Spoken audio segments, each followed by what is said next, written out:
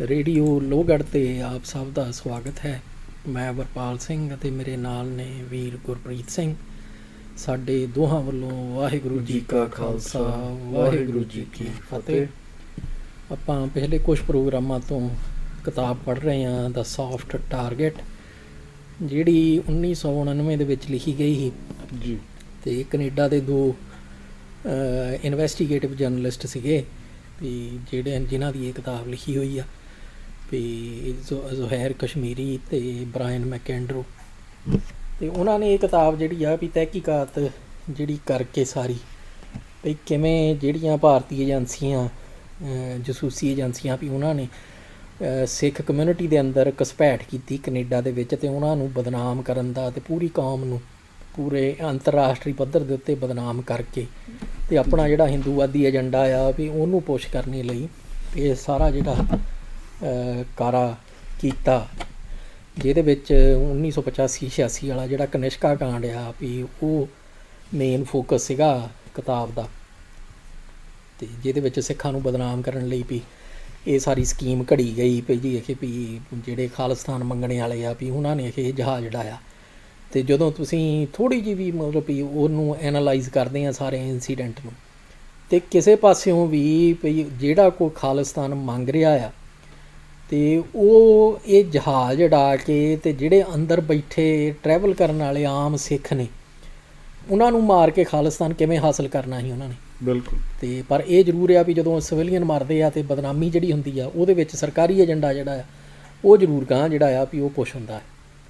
ਸੋ ਇਸ ਕਰਕੇ ਵੀ ਜਿੰਨੇ ਵੀ ਕਹਿ ਲਓ ਪਈ ਜਦੋਂ ਕਿਸੇ ਵੀ ਮਰਡਰ ਦੀ ਜਾਂ ਕਿਸੇ ਕ੍ਰਾਈਮ ਦੀ ਜਦੋਂ ਇਨਵੈਸਟੀਗੇਸ਼ਨ ਹੁੰਦੀ ਆ ਜੀ, ਉਹਦੇ ਵਿੱਚ ਜਿਹੜਾ ਇਨਵੈਸਟੀਗੇਟਰ ਆ ਸਭ ਤੋਂ ਪਹਿਲਾਂ ਉਹ ਇਹ ਤੈਅ ਕਰਦਾ ਵੀ ਇਹਦਾ ਫਾਇਦਾ ਕਿਹਨੂੰ ਹੋਇਆ, ਕਿਸੇ ਵੀ ਕ੍ਰਾਈਮ ਦਾ ਬਿਲਕੁਲ ਬੈਨੀਫਿਸ਼ਰੀ ਕੌਣ ਆ। ਅਤੇ ਇਹ ਜਿਹੜਾ ਕ੍ਰਾਈਮ ਸੀਗਾ ਕਨਿਸ਼ਕਾ ਵਾਲਾ, ਉਹਦੇ ਵਿੱਚ ਬੈਨੀਫਿਸ਼ਰੀ ਜਿਹੜੀ ਆ ਵੀ ਉਹ ਭਾਰਤੀ ਸਰਕਾਰ ਸੀ, ਕਿਉਂਕਿ ਉਹ ਜਿਸ ਹਿਸਾਬ ਦੇ ਨਾਲ ਸਿੱਖਾਂ ਨੂੰ ਅੱਤਵਾਦੀ, ਵੱਖਵਾਦੀ ਅਤੇ ਹੋਰ ਜਿੰਨੇ ਵੀ ਉਹ ਲਕਬ ਆਪਣੇ ਉਹਨਾਂ ਨੇ ਲਾਉਣੇ ਸਿੱਖਾਂ ਦੇ ਉੱਤੇ ਨੈਗੇਟਿਵ, ਜੀ, ਉਹ ਸਾਰੇ ਲਾਉਣ ਲਈ ਜਸਟੀਫਿਕੇਸ਼ਨ ਜਿਹੜੀ ਆ ਉਹ ਇਹ ਕਾਂਡ ਉਹਨਾਂ ਨੂੰ ਦਿੰਦਾ ਸੀ। ਇਸ ਕਾਂਡ ਤੋਂ ਬਿਨਾਂ ਜੇ ਉਹ ਸਾਨੂੰ ਕੁਛ ਗਰਦਾਨਦੇ ਸੀਗੇ ਨੈਗੇਟਿਵ ਟਰਮ ਦੇ ਨਾਲ, ਅਤੇ ਉਹ ਸਾਡੇ ਮਤਲਬ ਜਿਹੜਾ ਇਤਿਹਾਸ ਆ, ਸਾਡੀ ਜਿਹੜੀ ਫਿਲਾਸਫੀ ਆ ਵੀ ਉਹਦੇ ਕਰਕੇ ਸਾਨੂੰ ਉਹ ਸਾਡੇ 'ਤੇ ਲਾਉਣਾ ਜਿਹੜਾ ਉਹ ਜਸਟੀਫਾਈ ਨਹੀਂ ਹੁੰਦਾ ਉਹਨਾਂ ਨੇ। ਬਿਲਕੁਲ।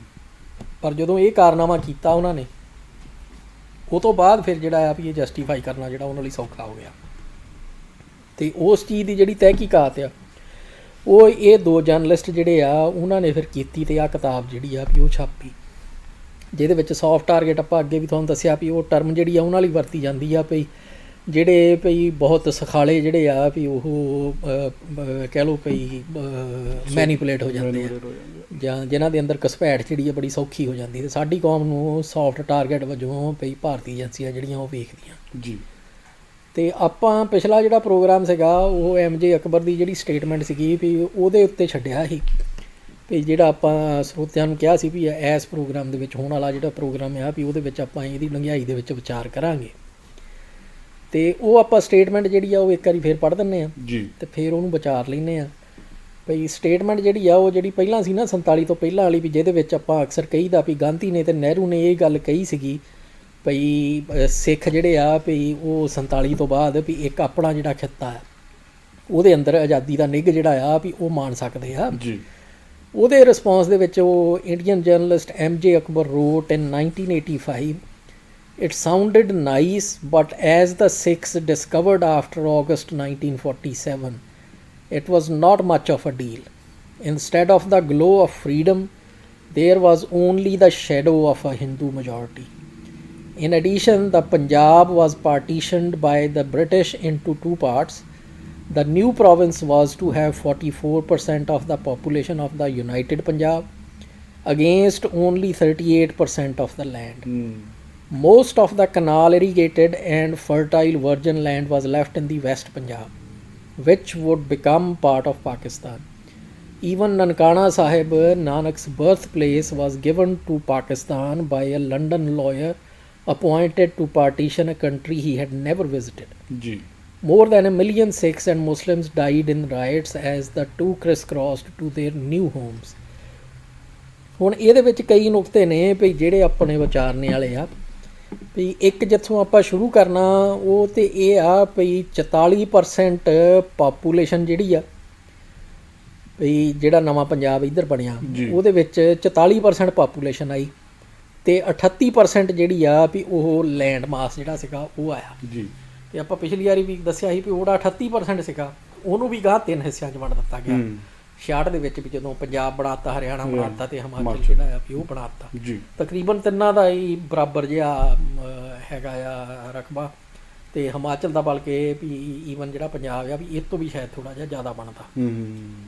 ਤੇ ਉਹ ਹੁਣ ਇੱਕ ਤੇ ਇਹ ਲੈ ਲਓ, ਦੂਜਾ ਇਹ ਆ ਭਈ ਜਿਹੜੀ ਬਹੁਤੇ ਬੰਦਿਆਂ ਨੂੰ ਨਹੀਂ ਪਤਾ ਭਈ ਜਿਹੜੇ ਪਾਕਿਸਤਾਨ ਦੇ ਵਿੱਚ ਆਪਣੀ ਜਾਇਦਾਦ ਛੱਡ ਕੇ ਆਏ ਜੀ, ਜ਼ਮੀਨਾਂ ਛੱਡ ਕੇ ਆਏ ਸੀਗੇ, ਉਹਨਾਂ ਨੇ ਜਦੋਂ ਇੱਧਰ ਆ ਕੇ ਕਲੇਮ ਜਿਹੜੇ ਆ ਵੀ ਉਹ ਦਾਇਰ ਕੀਤੇ ਆ, ਉਹ ਕਲੇਮ ਜਿਹੜੇ ਆ ਉਹ ਸਿਰਫ ਤੇ ਸਿਰਫ ਜਿਹੜਾ ਇੱਧਰ ਵਾਲਾ 38% ਪੰਜਾਬ ਸੀਗਾ ਜੀ, ਸਿਰਫ ਉਹਦੇ ਵਿੱਚ ਦਿੱਤੇ ਗਏ ਉਹਨਾਂ ਨੂੰ। ਭਈ ਮਤਲਬ ਵੀ ਲੀਗਲੀ ਉਹਨਾਂ ਨੇ ਇਹ ਕਿਹਾ ਵੀ ਜਿਹੜਾ ਤੁਹਾਡਾ ਕਲੇਮ ਆ ਉਹ ਸਿਰਫ ਇੱਧਰ ਵਾਲੇ ਪੰਜਾਬ ਦੀ ਜਿਹੜੀ ਪ੍ਰਾਪਰਟੀ ਆ ਉਹਦੇ ਵਿੱਚੋਂ ਹੀ ਦਿੱਤਾ ਜਾ ਸਕਦਾ ਆ। ਇਹ ਨਹੀਂ ਦਿੱਤਾ ਜਾ ਸਕਦਾ ਵੀ ਹਾਂਜੀ ਠੀਕ ਆ ਜੀ ਵੀ ਜਿਹੜਾ ਉਧਰੋਂ 100 ਕਿੱਲਾ ਛੱਡ ਕੇ ਆਇਆ ਆ ਭਈ ਉਹਨੂੰ 100 ਕਿੱਲਾ ਜਿਹੜਾ ਆ ਉਹ ਮੱਧ ਪ੍ਰਦੇਸ਼ ਦੇ ਵਿੱਚ ਦੇ ਦਈਏ, ਬਿਲਕੁਲ, ਜਾਂ ਯੂਪੀ ਦੇ ਵਿੱਚ ਜਿਹੜੀਆਂ ਜ਼ਮੀਨਾਂ ਪਈਆਂ ਵੀ ਉਹਦੇ ਵਿੱਚੋਂ ਦੇ ਦਈਏ ਨਾ, ਜਾਂ ਟੁੱਟਵਾਂ ਵੀ ਦੇ ਸਕਦੇ ਸੀਗੇ ਜੇ ਇਮਾਨਦਾਰ ਹੁੰਦੇ, ਜੇ ਇਮਾਨਦਾਰ ਹੁੰਦੇ ਦੇ ਦਿੰਦੇ 25 ਉਧਰ ਦੇ ਦਿੰਦੇ। ਮਤਲਬ ਚਲੋ ਉਹ ਮੰਨ ਲਓ ਵੀ ਜੇ ਪ੍ਰੈਕਟੀਕਲ ਨਾ ਵੀ ਹੋਵੇ ਜੀ, ਪਰ ਇੱਕ ਥਾਂ ਦੇ ਉੱਤੇ ਜੇ ਉਹ ਕਹਿੰਦੇ ਆ ਵੀ ਭਾਰਤ ਦੀ ਵੰਡ ਹੋਈ ਆ ਜੀ, ਜੇ ਭਾਰਤ ਦੀ ਵੰਡ ਹੋਈ ਆ ਤੇ ਫਿਰ ਜਿਹੜੀ ਜਗ੍ਹਾ ਆ ਉਹ ਭਾਰਤ ਦੇ ਵਿੱਚ ਮਿਲਣੀ ਚਾਹੀਦੀ ਹੈ। ਬਿਲਕੁਲ ਬਿਲਕੁਲ, ਪਰ ਉਹ ਸਿਰਫ ਪੰਜਾਬ ਤੱਕ ਮਹਦੂਦ ਕਰ ਦਿੱਤਾ। ਇਹਦਾ ਮਤਲਬ ਵੰਡ ਤੇ ਪੰਜਾਬ ਦੀ ਹੋਈ ਹੈ, ਵੰਡ ਤਾਂ ਪੰਜਾਬ ਦੀ ਹੋਈ ਹੈ, ਸਹੀ ਗੱਲ ਹੈ।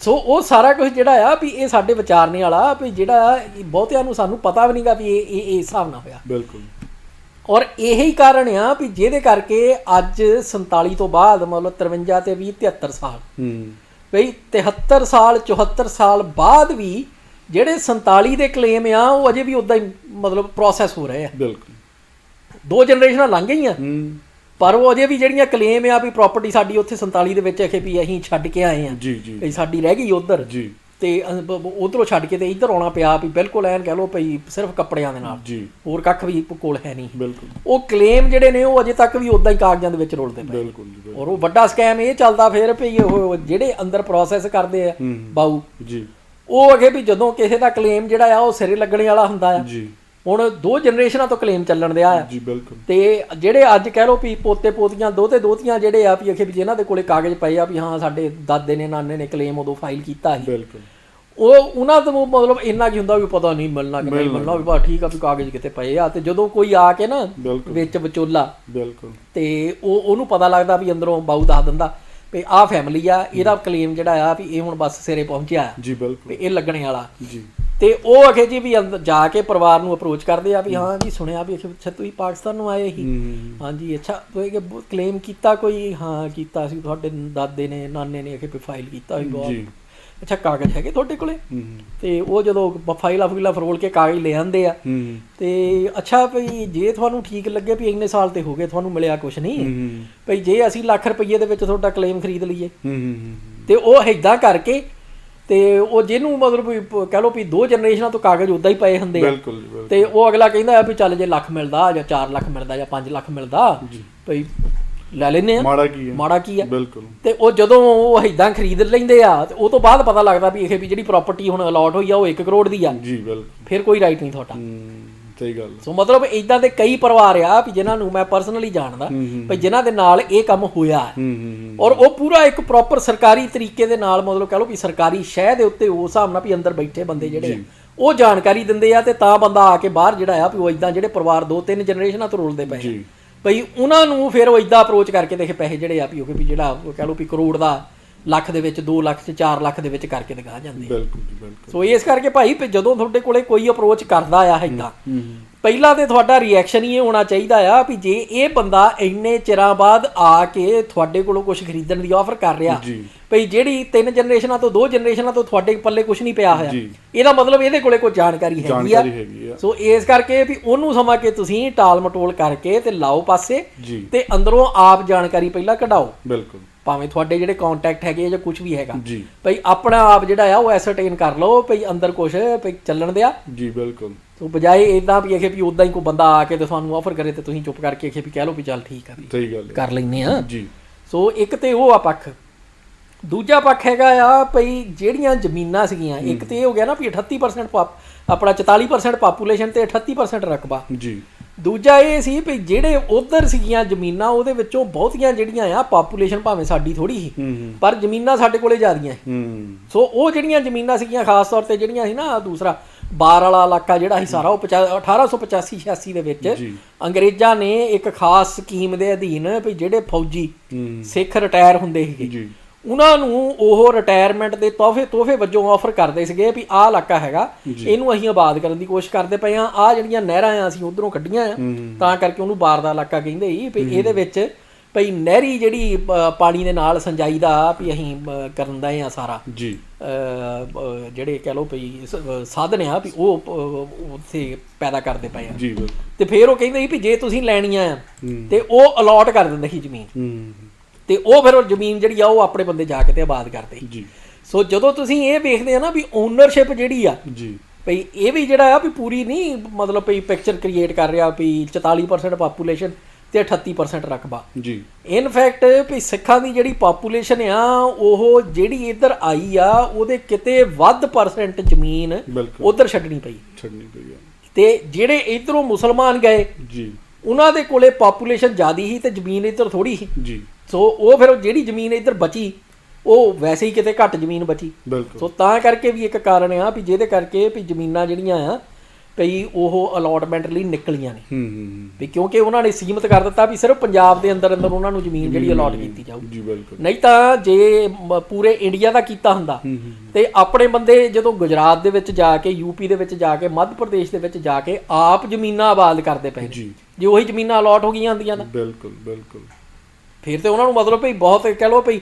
ਇੰਡੀਆ ਨੂੰ ਵੀ ਫਾਇਦਾ ਸੀਗਾ ਜੀ ਤੇ ਕੌਮ ਨੂੰ ਵੀ ਸਾਡੀ ਨੂੰ ਫਾਇਦਾ ਸੀ ਪਰ ਉਹ ਜਿਹੜਾ ਬਾਹਮਣ ਦਿਮਾਗ ਉੱਥੇ ਦਿੱਲੀ ਬੈਠਾ ਹੈ ਉਹਦਾ ਏਜੰਡਾ ਜਿਹੜਾ ਸੀਗਾ 47 ਲਈ ਉਹ ਘਾਟੇ 'ਚ ਪੈਂਦਾ ਸੀ ਜੀ ਬਿਲਕੁਲ ਸੋ ਤਾਂ ਕਰਕੇ ਵੀ ਉਹ ਸਾਰੀਆਂ ਜਿਹੜੀਆਂ ਚੀਜ਼ਾਂ ਇਹ ਸਮਝਣੇ ਵਾਲੀਆਂ ਤੇ ਖਾਸ ਤੌਰ ਤੇ ਜਿਹੜਾ ਨਾ ਫਾਰਮਿੰਗ ਵਾਲਾ ਪ੍ਰੋਟੈਸਟ ਹੋ ਰਿਹਾ ਜੀ ਭਈ ਇਹਦੇ ਵਿੱਚ ਮੇਰੀ ਵੀਰ ਨਾਲ ਗੱਲ ਹੁੰਦੀ ਸੀ ਵੀ ਮੈਂ ਕਿਹਾ ਭਈ ਇਹ ਜਿਹੜਾ ਹੈਗਾ ਨਾ ਫਾਰਮਿੰਗ ਵਾਲਾ ਪ੍ਰੋਟੈਸਟ ਆ ਇੱਕ ਤੇ ਇਹ ਆ ਨਾ ਭਈ ਹੁਣ ਜਿਹੜਾ ਫਾਰਮਰ ਆ ਵੀ ਉਹ ਸਮਝਦਾ ਭਈ ਇਹ ਜਿਹੜੇ ਕਾਨੂੰਨ ਆ ਵੀ ਇਹਦੇ ਅਧੀਨ ਜਿਹੜੀ ਆਮ ਓਨਰਸ਼ਿਪ ਆ ਉਹ ਹੌਲੀ ਹੌਲੀ ਕਰਕੇ ਤੇ ਉਹਨਾਂ ਨੇ ਸਿਚੁਏਸ਼ਨ ਇਦਾਂ ਦੀ ਕ੍ਰੀਏਟ ਕਰ ਦੇਣੀ ਆ ਵੀ ਜਿਹੜਾ ਛੋਟਾ ਕਿਸਾਨ ਆ ਉਹ ਆਪਣੀਆਂ ਜ਼ਮੀਨਾਂ ਜਿਹੜੀਆਂ ਆ ਵੀ ਕਾਰਪੋਰੇਟਾਂ ਨੂੰ ਵੇਚ ਕੇ ਤੇ ਜਾਂ ਤੇ ਉਹਨਾਂ ਦਾ ਮਜ਼ਦੂਰ ਬਣੂਗਾ ਬਿਲਕੁਲ ਤੇ ਜਾਂ ਪੰਜਾਬ ਛੱਡ ਕੇ ਜਾਊਗਾ ਬਿਲਕੁਲ ਹੁਣ ਹੋਇਆ ਕੀ ਆ ਵੀ ਇਹ ਸਿਰਫ ਹੁਣ ਫਾਰਮਿੰਗ ਦੇ ਉੱਤੇ ਲੱਗਣ ਲੱਗਿਆ ਇਹ ਪੈਟਰਨ ਬਾਹਮਣ ਦਿਮਾਗ ਨੇ ਹੋਰ ਜਿਹੜੇ ਖੇਤਰ ਆ ਨਾ ਬਿਲਕੁਲ ਫੀਲਡਾਂ ਜਿਹੜੀਆਂ ਨੇ ਉਹਨਾਂ ਦੇ ਉੱਤੇ ਪਹਿਲਾਂ ਲਾਇਆ ਜੀ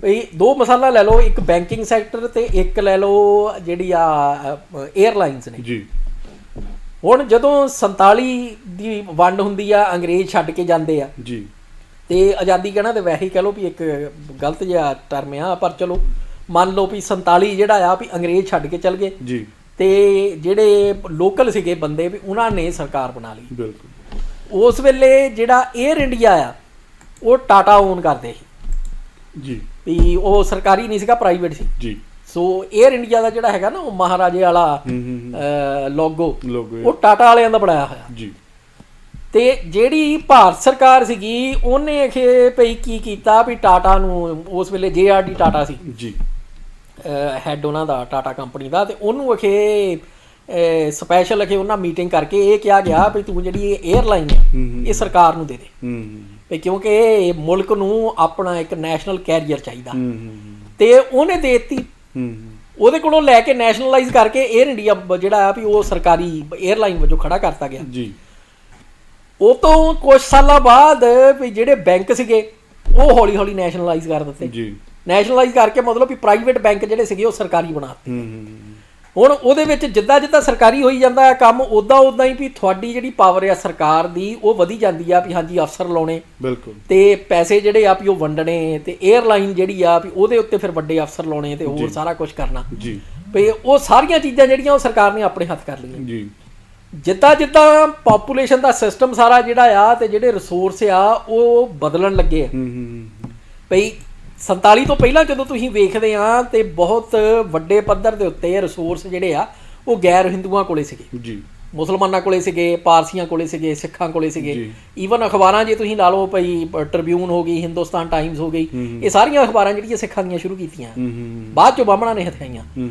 ਹੁਣ ਉਹ ਸਾਰਾ ਕੁਝ ਜਿਹੜਾ ਆ ਜਦੋਂ ਤੁਸੀਂ ਵੇਖਦੇ ਆ ਭਈ ਇੱਕ ਟਾਈਮ ਹੌਲੀ ਹੌਲੀ ਆਈ ਗਿਆ ਭਈ ਜਦੋਂ ਹਿੰਦੂ ਮੈਜੋਰਟੀ ਜਿਹੜੀ ਆ ਉਹਦੇ ਕੋਲੇ ਰਿਸੋਰਸ ਵਧਣ ਲੱਗ ਪਏ, ਬਾਕੀਆਂ ਕੋਲੇ ਘਟਣ ਲੱਗ ਪਏ ਸਰਕਾਰੀ ਪਾਲਿਸੀ ਦੇ ਨਤੀਜੇ ਵਜੋਂ।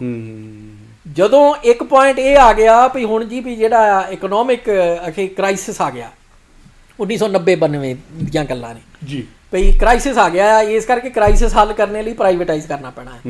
ਹੁਣ ਤੁਸੀਂ ਉਦੋਂ ਦੇਖੋ ਭਈ ਜਦੋਂ 에ਅਰਲਾਈਨ ਪ੍ਰਾਈਵੇਟਾਈਜ਼ ਕਰਨੇ ਦੇ ਪ੍ਰਪੋਜ਼ਲ ਆਉਣ ਲੱਗੇ ਆ ਤੇ ਬੈਂਕ ਪ੍ਰਾਈਵੇਟਾਈਜ਼ ਕਰਨੇ ਦੇ ਪ੍ਰਪੋਜ਼ਲ ਆਉਣ ਲੱਗੇ ਆ, ਉਸ ਵੇਲੇ ਇਹਨਾਂ ਨੂੰ ਖਰੀਦਣੇ ਦਾ ਜਿਹੜਾ ਆ ਉਹ ਆਫਰ ਹਿੰਦੂਆਂ ਕੋਲੋਂ ਆ ਰਹੀਆਂ। ਜਦੋਂ ਟਾਟਾ ਕਹਿੰਦੇ ਆ ਵੀ 에ਅਰ ਇੰਡੀਆ ਸਾਡੇ ਕੋਲੋਂ ਤੁਸੀਂ ਲਿਆ ਹੀ ਸਾਨੂੰ ਦੇ ਦਿਓ ਜਿੰਨੇ ਪੈਸੇ ਚਾਹੀਦੇ ਅਸੀਂ ਦਿੰਨੇ ਆ, ਨਾ ਉਹਨਾਂ ਨੂੰ ਨਹੀਂ ਦਿੱਤਾ ਗਿਆ। ਸੋ ਉਹਦੇ ਬਲਕਿ ਬਰਾਬਰ ਦੇ ਉੱਤੇ ਕਈ ਜਿਹੜੀਆਂ ਪ੍ਰਾਈਵੇਟ 에ਅਰਲਾਈਨਾਂ ਆ ਪਹਿਲਾਂ ਉਹ ਖੜੀਆਂ ਕੀਤੀਆਂ ਗਈਆਂ, ਜਿੱਦਾਂ ਵਿਜੇ ਮਾਲਿਆ ਦੀ ਸੀ, ਹੋਰ ਸਾਰੀਆਂ ਸੀ ਜਿਹੜੀਆਂ ਪਿਓ ਠੱਗੀਆਂ ਸੀਗੀਆਂ, ਹੋਰ ਕੱਖ ਨਹੀਂ। ਬਿਲਕੁਲ ਉਹ ਖੜੀਆਂ ਕੀਤੀਆਂ ਗਈਆਂ। ਹੁਣ ਬੈਂਕ ਜਿਹੜੇ ਆ ਉਹ ਖੜੇ ਕਰ ਦਿੱਤੇ ਗਏ ਭਈ ਪ੍ਰਾਈਵੇਟ। ਹੁਣ ਅਖੇ ਗਾਂ ਆਫਰ ਇਹ ਚੱਲਦੀ ਪਈ ਆ ਵੀ ਜਿਹੜੇ ਸਰਕਾਰੀ ਬੈਂਕ ਨੇ ਉਹ ਸਾਰੇ ਬੰਦ ਕਰਕੇ ਪ੍ਰਾਈਵੇਟ ਜਿਹੜੇ ਬੈਂਕ ਆ, ਇੱਕ ਤੇ ਸਰਕਾਰੀ ਬੈਂਕਾਂ ਨੂੰ ਵੀ ਪ੍ਰਾਈਵੇਟਾਈਜ਼ ਕਰ ਦਿਓ, ਅੰਬਾਨੀਆਂ ਨੂੰ ਅਡਾਨੀਆਂ ਨੂੰ ਫੜਾ ਦਿਓ, ਤੇ ਜਾਂ ਉਹਨਾਂ ਨੂੰ ਆਪਣੇ ਪ੍ਰਾਈਵੇਟ ਬੈਂਕ ਜਿਹੜੇ ਆ ਵੀ ਉਹ ਐਸਟੈਬਲਿਸ਼ ਕਰਨ ਦਾ ਵੀ ਮੌਕਾ ਦੇ ਦਿਓ। ਸੋ ਉਹਨਾਂ ਨੇ ਕੀਤਾ ਕਿ ਵੀ ਜਦੋਂ ਗੈਰ ਸਿੱਖਾਂ ਕੋਲੇ ਜਿਹੜੇ ਰਿਸੋਰਸ ਸੀਗੇ ਉਹ ਨੈਸ਼ਨਲਾਈਜੇਸ਼ਨ ਦੇ ਅਧੀਨ ਸਰਕਾਰ ਦੇ ਕੋਲੇ ਲਿਆਂਦੇ, ਸਰਕਾਰ ਦੇ ਅਧੀਨ ਫਿਰ ਉਹਨਾਂ ਨੂੰ ਹੌਲੀ ਹੌਲੀ ਕਰਕੇ ਯੂਜ਼ ਤੇ ਜਿਹੜੇ ਹਿੰਦੂ ਆ ਉਹਨਾਂ ਦੇ ਕੋਲੇ ਰਿਸੋਰਸ ਜਿਹੜੇ ਆ ਉਹ ਟ੍ਰਾਂਸਫਰ ਕੀਤੇ। ਉਹ ਤੋਂ ਬਾਅਦ ਜਦੋਂ ਦੇਖ ਲਿਆ ਵੀ ਹਾਂ ਹੁਣ ਇਹ ਜਿਹੜੀ ਹਿੰਦੂ ਬਹੁ ਗਿਣਤੀ ਆ ਵੀ ਇਹਦੇ ਕੋਲੇ ਇਹ ਦੁਬਾਰਾ ਖਰੀਦਣੇ ਦੀ ਪਾਵਰ ਆ ਗਈ ਆ, ਫਿਰ ਉਹਨੂੰ ਦੁਬਾਰਾ ਪ੍ਰਾਈਵੇਟਾਈਜ਼ ਕਰਨਾ ਸ਼ੁਰੂ ਕਰ ਦਿੱਤਾ। ਔਰ ਉਹੀ ਕੰਮ ਹੁਣ ਉਹ ਇਹਨਾਂ ਨਾਲ ਫਾਰਮ ਜਿਹੜੇ ਖੇਤ ਨੇ ਤੇ ਜਿਹੜੇ ਖੇਤੀਬਾੜੀ ਕਰਨੇ ਵਾਲੇ ਉਹਨਾਂ ਨਾਲ ਕਰਨ ਲੱਗੇ, ਕਿਉਂਕਿ ਅਜੇ ਤੱਕ ਸਾਰੇ ਦਾ ਸਾਰਾ ਜਿਹੜਾ ਆ ਵੀ ਉਹ ਇਹ ਹੀ ਸੀਗਾ ਭਈ ਫਾਰਮਰ ਜਿਹੜਾ ਆ ਵੀ ਉਹ ਫਾਰਮਿੰਗ ਕਰ ਰਿਹਾ ਤੇ ਸਭ ਕੁਝ ਜਿਹੜਾ ਆ ਵੀ ਉਹ ਕਰਨ ਦਿਆ, ਉਹਦੀ ਸਪੋਰਟ ਕਿੱਦਾਂ ਕਰਨੀ। ਜੀ ਬਿਲਕੁਲ। ਹੁਣ ਜਿਹੜਾ ਆ ਉਹ ਅਗਲੇ ਪੜਾਅ ਦੇ ਉੱਤੇ ਚੱਲ ਗਿਆ ਕੰਮ ਭਈ ਹੁਣ ਜਿਹੜਾ ਅੰਬਾਨੀ ਅਡਾਨੀ ਤੇ ਹੋਰ ਜਿਹੜੇ ਆ ਉਹਨਾਂ ਦੇ ਹੱਥਾਂ ਦੇ ਵਿੱਚ ਫਾਰਮਿੰਗ ਜਿਹੜੀ ਆ ਉਹ ਕਨਸੈਂਟਰੇਟ ਕਰਕੇ ਕੰਟਰੋਲ ਕਰਕੇ ਤੇ ਜਿਹੜਾ ਆਮ ਕਿਸਾਨ ਆ ਵੀ ਉਹਨੂੰ ਮਜ਼ਦੂਰ ਦੇ ਲੈਵਲ ਦੇ ਉੱਤੇ ਲੈ ਕੇ ਆਉਣਾ ਵੀ ਤਾਂ ਕਿ ਵੀ ਉਹਨੂੰ ਸਿਰਫ ਰੋਟੀ ਦੇ ਲਾਲੇ ਜਿਹੜੇ ਆ ਵੀ ਉਹ ਪਏ ਰਹਿਣ। ਕਿਉਂਕਿ ਕਿਸਾਨ ਇੱਕ ਐਸਾ ਖਿੱਤਾ ਆ ਕਿਸਾਨੀ ਵੀ ਜਿਹਦੇ ਵਿੱਚ ਜੋ ਮਰਜ਼ੀ ਹੋਵੇ, ਜਿੰਨਾ ਮਰਜ਼ੀ ਗਰੀਬ ਕਿਸਾਨ ਹੋਵੇ ਵੀ ਉਹਦੇ ਕੋਲੇ ਰੋਟੀ ਦੀ ਘਾਟ ਨਹੀਂ ਹੁੰਦੀ। ਬਿਲਕੁਲ ਸਹੀ ਗੱਲ ਆ। ਉਹ ਕਰਜ਼ਾ ਜਿਹੜਾ ਆ ਉਹਦੇ ਦੁੱਖ ਵਜੋਂ ਤੇ ਜਿਹੜੀ ਉਹ ਬਾਣੀਆਂ ਜਿਹੜਾ ਆ ਭਈ ਉਹ ਕਰਜ਼ੇ ਦੇ ਬਹਾਨੇ ਨਾਲ ਜਲੀਲ ਕਰਕੇ ਉਹਨੂੰ ਆਤਮ ਹੱਤਿਆ ਕਰਨੇ ਤੇ ਮਜਬੂਰ ਕਰ ਦਿੰਦਾ, ਪਰ ਭੁੱਖਾ ਨਹੀਂ ਮਰਦਾ ਕਿਸਾਨ। ਤੇ ਉਹ ਹੁਣ ਉਹ ਦੁਬਾਰਾ ਮਤਲਬ ਇੱਦਾਂ ਦੇ ਹਾਲਤ 'ਚ ਲਿਆਉਣ ਲੱਗੇ ਆ ਵੀ ਜਿੱਥੇ ਨਿਆਣਿਆਂ ਨੂੰ ਉਹਨੂੰ ਆਪਣਿਆਂ ਨੂੰ ਪਾਲਣੇ ਲਈ ਰੋਟੀ ਦੀ ਵੀ ਜਿਹੜੀ ਆ ਵੀ ਉਹਦੀ ਵੀ ਇਹ ਫਿਕਰ ਲੱਗੀ ਰਵੇ ਭਈ ਉਹ ਜਿਹੜੇ ਜਿਹਦੇ ਪੈਸੇ ਵਾਲਾ ਆ ਉਹਦੇ ਹੱਥ ਵੱਲ ਵੇਖੇ। ਨਹੀਂ ਉਹ ਤਾਂ ਦੀਦੀ ਹੈ ਭਾਈ, ਸਾਰਾ ਕੁਝ ਜਿੱਦਾਂ ਕਾਰਪੋਰੇਟ ਘਰਾਣਿਆਂ ਦੇ ਹੱਥਾਂ ਦੇ ਵਿੱਚ ਸਰਕਾਰ ਖੇਡ ਰਹੀ ਹੈਗੀ ਹੈ ਤੇ ਉਹਦੇ ਵਿੱਚ ਕਿਤੇ ਵੀ ਇੱਦਾਂ ਕੋਈ ਸ਼ੱਕ ਨਹੀਂ ਰਹਿ ਜਾਂਦਾ ਹੈਗਾ। ਹੁਣ ਉਹਦੇ ਵਿੱਚ ਸਮਝਣ ਵਾਲੀ ਗੱਲ ਇਹ ਵੀ ਹੈਗੀ ਹੈ ਨਾ ਕਿ ਮਤਲਬ ਜਿਹੜਾ ਕਿਸਾਨੀ ਕੀਤਾ ਹੈਗਾ ਜਾਂ ਕਿਸਾਨ ਨੂੰ ਜਿਹੜੀਆਂ ਪ੍ਰੋਬਲਮਸ ਪਹਿਲਾਂ ਤੋਂ ਹੈਗੀਆਂ ਜਿਨ੍ਹਾਂ ਕਰਕੇ ਉਹ ਆਤਮ ਹੱਤਿਆ ਕਰ ਰਿਹਾ ਸੀਗਾ ਜਾਂ ਫਾਈਨੈਂਸ਼ੀਅਲੀ ਉਹ ਕਿਸੇ ਚੀਜ਼ ਫਾਈਨੈਂਸ਼ੀਅਲੀ ਸਟਰਗਲ ਕਰ ਲਿਆ ਸੀਗਾ, ਹੁਣ ਸਰਕਾਰ ਕੀ ਕਰ ਰਹੀ ਹੈ ਕਿ ਉਹਨਾਂ ਕ੍ਰਾਈਸਿਸ ਦੀ ਐਗਜ਼ਾਮਪਲਸ ਦੇ ਕੇ ਕਹਿ ਰਹੀ ਕਿ 3 ਬਿੱਲ ਉਹ 'ਚ ਮਦਦ ਕਰਨਗੇ, ਹੈਲਪ ਕਰਨਗੇ, ਮਦਦ ਸਹਾਇਕ ਹੋਣਗੇ, ਜਦ ਕਿ ਬਿਲਕੁਲ ਗੇਮ ਖੇਡੀ ਜਾ ਰਹੀ ਉਲਟਿਆ। ਜਦ ਕਿ 3 ਬਿੱਲ ਉਹਨਾਂ ਨੂੰ ਹੋਰ ਕਹਿ ਲਓ ਕਿ ਥੱਲੇ ਡੇਗਣਗੇ, ਹੋਰ ਉਹਨੂੰ ਗਰੀਬੀ ਵੱਲ ਧੱਕਣਗੇ, ਯਾਨੀ ਕਿ ਉਹ ਕਾਰਪੋਰੇਟ ਦਾ ਗੁਲਾਮ ਮਜ਼ਦੂਰ ਬਣ ਕੇ ਰਹਿ ਜਾਏਗਾ। ਯਾਨੀ ਕਿ ਲੋਲੀਪੌਪ ਇਹ ਦਿੱਤਾ ਜਾ ਰਿਹਾ ਕਿ ਇਹ 3 ਬਿੱਲ ਤੁਹਾਨੂੰ ਗਰੀਬੀ 'ਚੋਂ ਕੱਢਣਗੇ, ਤੁਹਾਡੇ ਸਿਰਾਂ ਤੋਂ ਕਰਜ਼ੇ ਲਾਉਣਗੇ ਤੇ ਤੁਹਾਨੂੰ ਇੱਕ ਖੁਸ਼ਹਾਲ ਜ਼ਿੰਦਗੀ ਦਿੱਤੀ ਜਾਊਗੀ 3 ਬਿੱਲਾਂ ਰਾਹੀਂ। ਜਦ ਕਿ ਇਹਦੀ ਜਿਹੜੇ ਹਾਥੀ ਦੇ ਦੰਦਾਂ ਵਾਲਾ ਕੰਮ ਆ, ਖਾਣ ਦੇ ਹੋਰ ਤਾਂ ਦਿਖਾਣ ਦੇ ਹੋਰ, ਤੇ ਉਹ ਸਾਰੇ ਤਿੰਨੋਂ ਬਿੱਲ ਸਿੱਧਾ ਕਾਰਪੋਰੇਟ ਘਰਾਣਿਆਂ ਅੰਬਾਨੀ ਅਡਾਨੀ, ਕਿਉਂਕਿ ਇਹ 2 ਮੇਨ ਆ, ਇਹਨਾਂ ਦੇ ਹੱਕਾਂ 'ਚ ਭੁਗਤ ਰਹੇ ਹੈਗੇ ਆ। ਤੇ ਇਸ ਤਰੀਕੇ ਨਾਲ ਇਹ ਗੇਮਾਂ ਖੇਡੀਆਂ ਜਾ ਰਹੀਆਂ ਹੈਗੀਆਂ ਆ ਤੇ ਉਹ ਕਿਤੇ ਨਾ ਕਿਤੇ ਆਪਾਂ ਇਹਨੂੰ ਇਸ ਨਜ਼ਰੀਏ ਇਸ ਐਂਗਲ ਤੋਂ ਵੀ ਸਾਨੂੰ ਦੇਖਣਾ ਬਣਦਾ ਆ, ਕਿਉਂਕਿ ਭਾਈ ਜਿੱਦਾਂ ਹੁਣ ਜਿਹੜਾ ਕਿਸਾਨੀ ਹੈਗਾ ਆ, ਜਿਹੜਾ ਕਿਸਾਨ ਹੈਗਾ ਆ, ਹੁਣ ਪੰਜਾਬ ਇੱਕ ਕਹਿ ਲਓ ਕਿ ਜਿਹੜਾ 70-80% ਉੱਥੇ ਐਗਰੀਕਲਚਰ ਹੈਗਾ, ਐਗਰੀਕਲਚਰ ਸਟੇਟ ਕਹਿ ਸਕਦੇ ਆ, ਉਹਨੂੰ ਹੁਣ ਜੇ ਕਮਜ਼ੋਰ ਕਰਨਾ ਹੈ ਵਿੱਚ, ਚਲੋ ਹਰਿਆਣਾ ਵੀ ਲੈ ਲਓ, ਤੇ ਜੇ ਇਹਨਾਂ ਸਟੇਟਾਂ ਨੂੰ ਖਾਸ ਕਰਕੇ ਜੇ ਅਸੀਂ ਪੰਜਾਬ ਦੀ ਗੱਲ ਕਰਦੇ ਆ, ਕਿਉਂਕਿ ਇਹ ਪੰਜਾਬ ਨੂੰ ਪਹਿਲਾਂ 47 ਦੇ ਵਿੱਚ ਅੱਧੇ ਤੋਂ ਵੀ ਮਤਲਬ ਜਦੋਂ ਉਹਦੀ ਵੰਡ ਕੀਤੀ ਗਈ, ਜਿੱਦਾਂ ਆਪਾਂ ਕਹਿੰਦੇ ਆ ਕਿ ਪੰਜਾਬ ਦੀ ਵੰਡ ਸੀਗੀ ਐਕਚੁਅਲ ਚ, ਇੰਡੀਆ ਦੀ ਵੰਡ ਨਹੀਂ ਸੀਗੀ, ਪੰਜਾਬ ਦੀ ਵੰਡ ਸੀਗੀ। ਜਿਹੜਾ ਉਧਰ ਮੱਧ ਪ੍ਰਦੇਸ਼ ਜਾਂ ਯੂਪੀ ਦੇ ਵਿੱਚ ਜਾਂ ਮਹਾਰਾਸ਼ਟਰ ਦੇ ਵਿੱਚ ਜਿਹੜਾ ਬੈਠਾ, ਉਹਨਾਂ ਨੂੰ ਥੋੜਾ ਨਾ ਕੁਝ ਹੋਇਆ ਆ, ਉਹ ਤਾਂ ਆਰਾਮ ਨਾਲ ਘਰਾਂ 'ਚ ਬੈਠੇ ਆ। ਪੰਜਾਬ ਦੇ ਲੋਕਾਂ ਨੂੰ, ਪੰਜਾਬੀਆਂ ਨੂੰ ਉਹ ਸਾਰਾ ਕੁਝ ਆਪਣੇ ਪਿੰਡੇ ਤੇ ਝੇਲਣਾ ਪਿਆ ਹੈਗਾ। ਉਹਦੇ ਵਿੱਚ ਹੁਣ ਮੋਸਟਲੀ ਪੋਪੂਲੇਸ਼ਨ ਸਿੱਖਾਂ ਦੀ ਵੀ ਸੀਗੀ। ਤੇ ਗੱਲ ਕਹਿਣ ਦਾ ਭਾਵ ਹੈ ਕਿ ਹੁਣ ਪੰਜਾਬ ਨੂੰ ਪਹਿਲਾਂ 47 ਦੇ ਵਿੱਚ ਅੱਧ ਕੀਤਾ ਗਿਆ, ਫਿਰ 66 ਦੇ ਵਿੱਚ ਹਰਿਆਣਾ ਤੇ ਹਿਮਾਚਲ ਕੱਢਿਆ ਗਿਆ, ਯਾਨੀ ਕਿ ਪੰਜਾਬ ਨੂੰ ਸ਼ੁਰੂ ਤੋਂ ਹੀ ਕਮਜ਼ੋਰ ਕਰਨ ਦੀਆਂ ਜਿਹੜੀਆਂ ਸਾਜ਼ਿਸ਼ਾਂ ਹੈਗੀਆਂ ਆ ਇਹਨਾਂ ਦੀਆਂ, ਉਹ ਰਹੀਆਂ ਹੈਗੀਆਂ, ਉਹਦੇ ਵਿੱਚ ਕੋਈ ਸ਼ੱਕ ਨਹੀਂ ਹੈਗਾ ਸਾਨੂੰ। ਕਿਉਂਕਿ ਉਹ ਜਦੋਂ ਗੱਲ ਜੁੜਦੀ ਉੱਥੇ ਵੀ ਜੁੜ ਜਾਂਦੀ ਹੈ ਨਾ, ਕਿਉਂਕਿ ਜਦੋਂ ਧਰਮ ਦੀ ਵੀ ਅਸੀਂ ਗੱਲ ਕਰਦੇ ਹਾਂ, ਹੁਣ ਜਿਹੜੇ ਸਿੱਖ ਧਰਮ ਦੇ ਪ੍ਰਿੰਸੀਪਲ ਆ ਉਹ ਹਿੰਦੂ ਧਰਮ ਦੇ ਪ੍ਰਿੰਸੀਪਲ ਤੋਂ ਬਿਲਕੁਲ ਆਪੋਜ਼ਿਟ ਹੈਗੇ। ਤਦੀ RSS ਦਾ ਜ਼ੋਰ ਲੱਗਾ ਪਿਆ ਹੈ ਕਿ ਇਸ ਤਰੀਕੇ ਨਾਲ ਇਹਨੂੰ ਨਿਗਲਿਆ ਕਿੱਦਾਂ ਜਾਵੇ।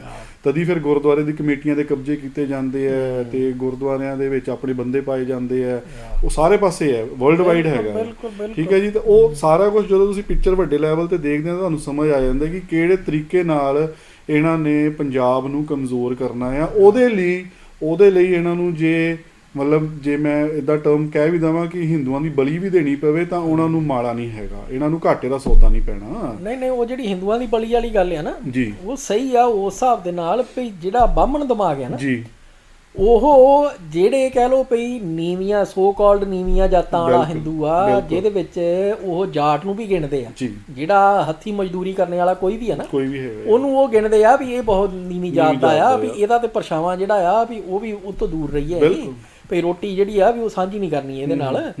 ਤੇ ਉਹ ਸਾਰਾ ਕੁਝ ਜਿਹੜਾ ਆ ਉਹਦੇ ਵਿੱਚ ਜਾਟਾਂ ਦੀ ਜਿਹੜੀ ਹੈਗੀ ਨਾ ਪਾਵਰ ਘਟਾਉਣੀ, ਵੀ ਉਹ ਉਹਨਾਂ ਨੂੰ ਪਤਾ ਆ ਵੀ ਜਿੰਨੀ ਦੇਰ ਤੱਕ ਇਹਨਾਂ ਦੇ ਕੋਲੇ ਇੰਡੀਪੈਂਡੈਂਸ ਹੈਗੀ ਆ, ਕਿਉਂਕਿ ਜਿਹੜਾ ਫਾਰਮਰ ਆ ਨਾ, ਫਾਰਮਿੰਗ ਕਮਿਊਨਿਟੀ ਕਿਤੇ ਵੀ ਤੁਸੀਂ ਦੇਖ ਲਓ ਦੁਨੀਆ ਦੇ ਵਿੱਚ, ਉਹ ਆਪਣੇ ਆਪ ਜੇ ਆਰਗੇਨਾਈਜ਼ ਨਹੀਂ ਵੀ ਹੁੰਦੀ ਨਾ, ਇਨਫਾਰਮਲੀ ਉਹ ਆਰਗੇਨਾਈਜ਼ ਹੋਏ ਹੁੰਦੇ, ਕਿਉਂਕਿ ਉਹਨਾਂ ਦੀਆਂ ਫਸਲਾਂ ਇੱਕੋ ਟਾਈਮ ਤੇ ਤਿਆਰ ਹੋਣੀਆਂ, ਇੱਕੋ ਟਾਈਮ ਦੇ ਉੱਤੇ ਮਾਰਕੀਟ ਦੇ ਵਿੱਚ ਆਉਣੀਆਂ, ਇੱਕੋ ਟਾਈਮ ਤੇ ਬੀਜੀਆਂ ਜਾਣੀਆਂ, ਉਹ ਸਾਰਾ ਕੁਝ ਜਿਹੜਾ ਉਹਨਾਂ ਦਾ ਸਿਸਟਮ ਆ ਉਹ ਉਹਨਾਂ ਨੂੰ ਇਨਫਾਰਮਲੀ ਆਰਗੇਨਾਈਜ਼ ਕਰ ਦਿੰਦਾ। ਤੇ ਉਹ ਜਿਹੜੀ ਹੈਗੀ ਆ ਉਹ ਇਹਨਾਂ ਨੂੰ ਸਰਕਾਰਾਂ ਨੂੰ ਜਿਹੜੇ ਮੈਨੀਪੂਲੇਟ ਕਰਨ ਵਾਲੇ ਆ ਭਈ ਉਹ ਪਚਦਾ ਨਹੀਂ।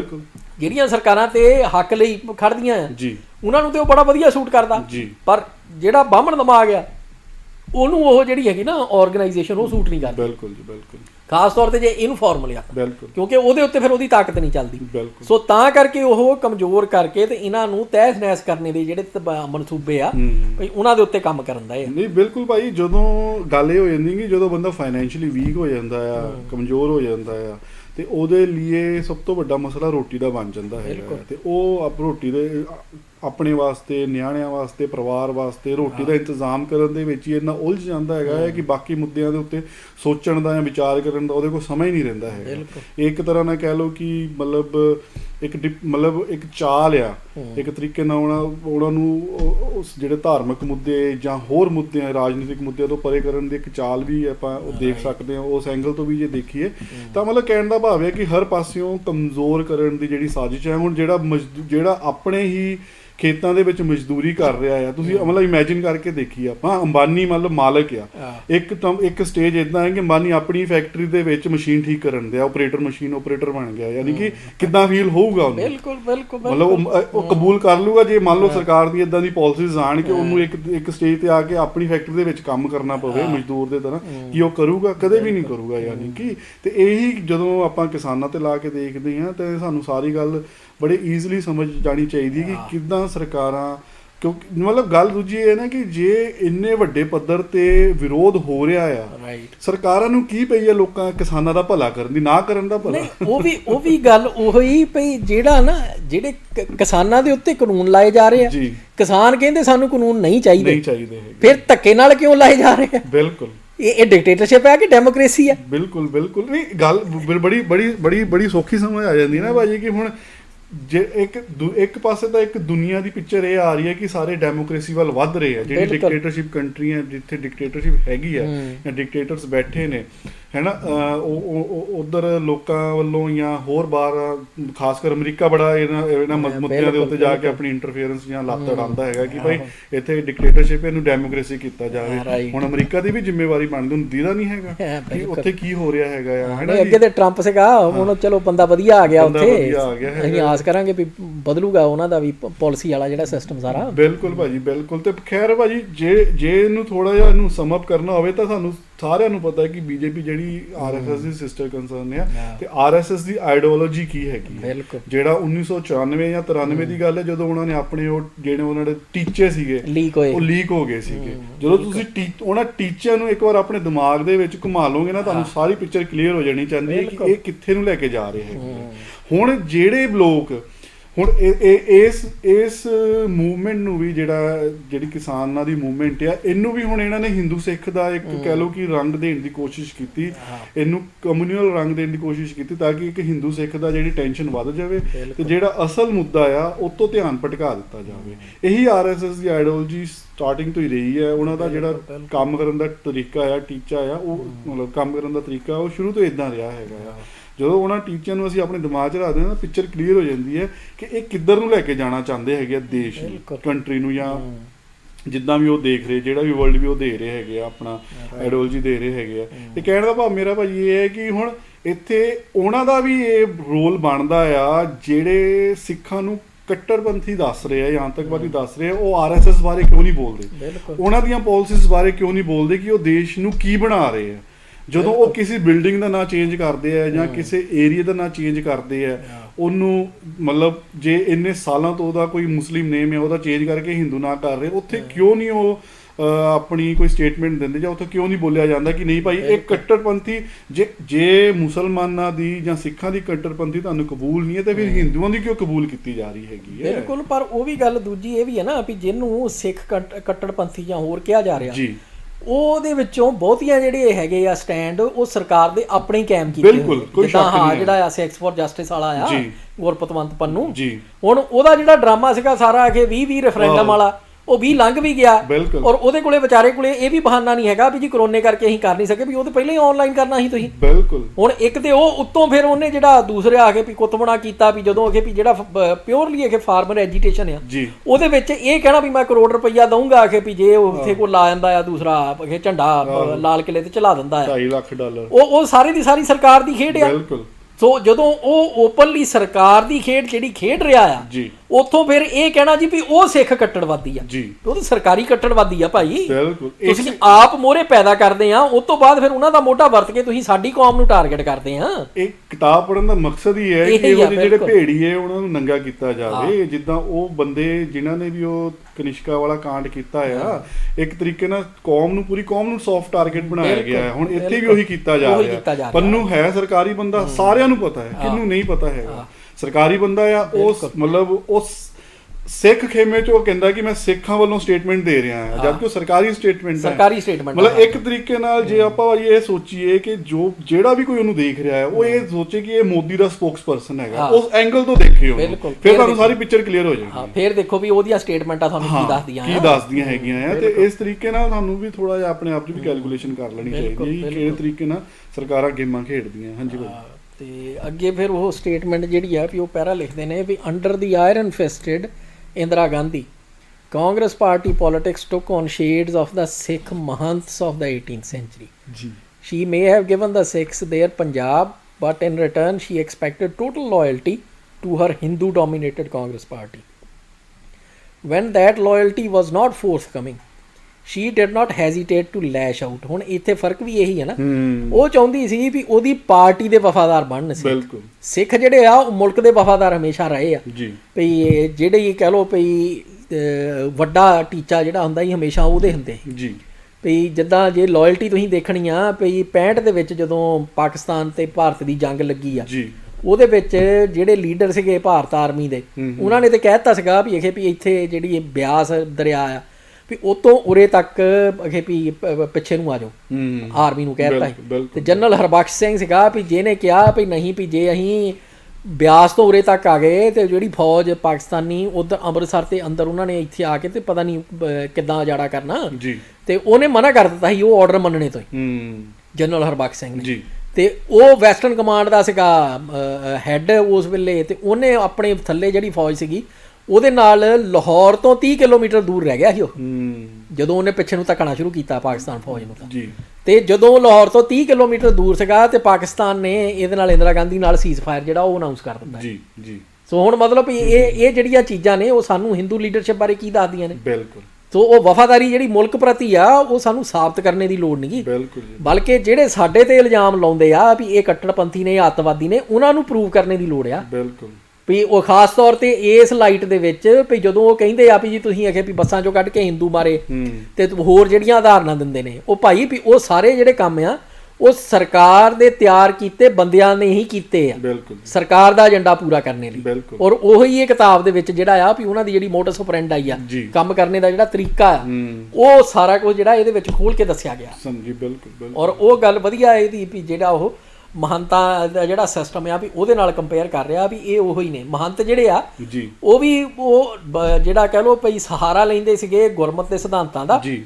ਤੇ ਜਿਹੜੀ ਵਫਾਦਾਰੀ ਆ ਤੇ ਜਿਹੜੀ ਫੋਲੋਇੰਗ ਆ ਉਹ ਆਪਣੀ ਬਣਾਉਂਦੇ ਸੀ। ਬਿਲਕੁਲ।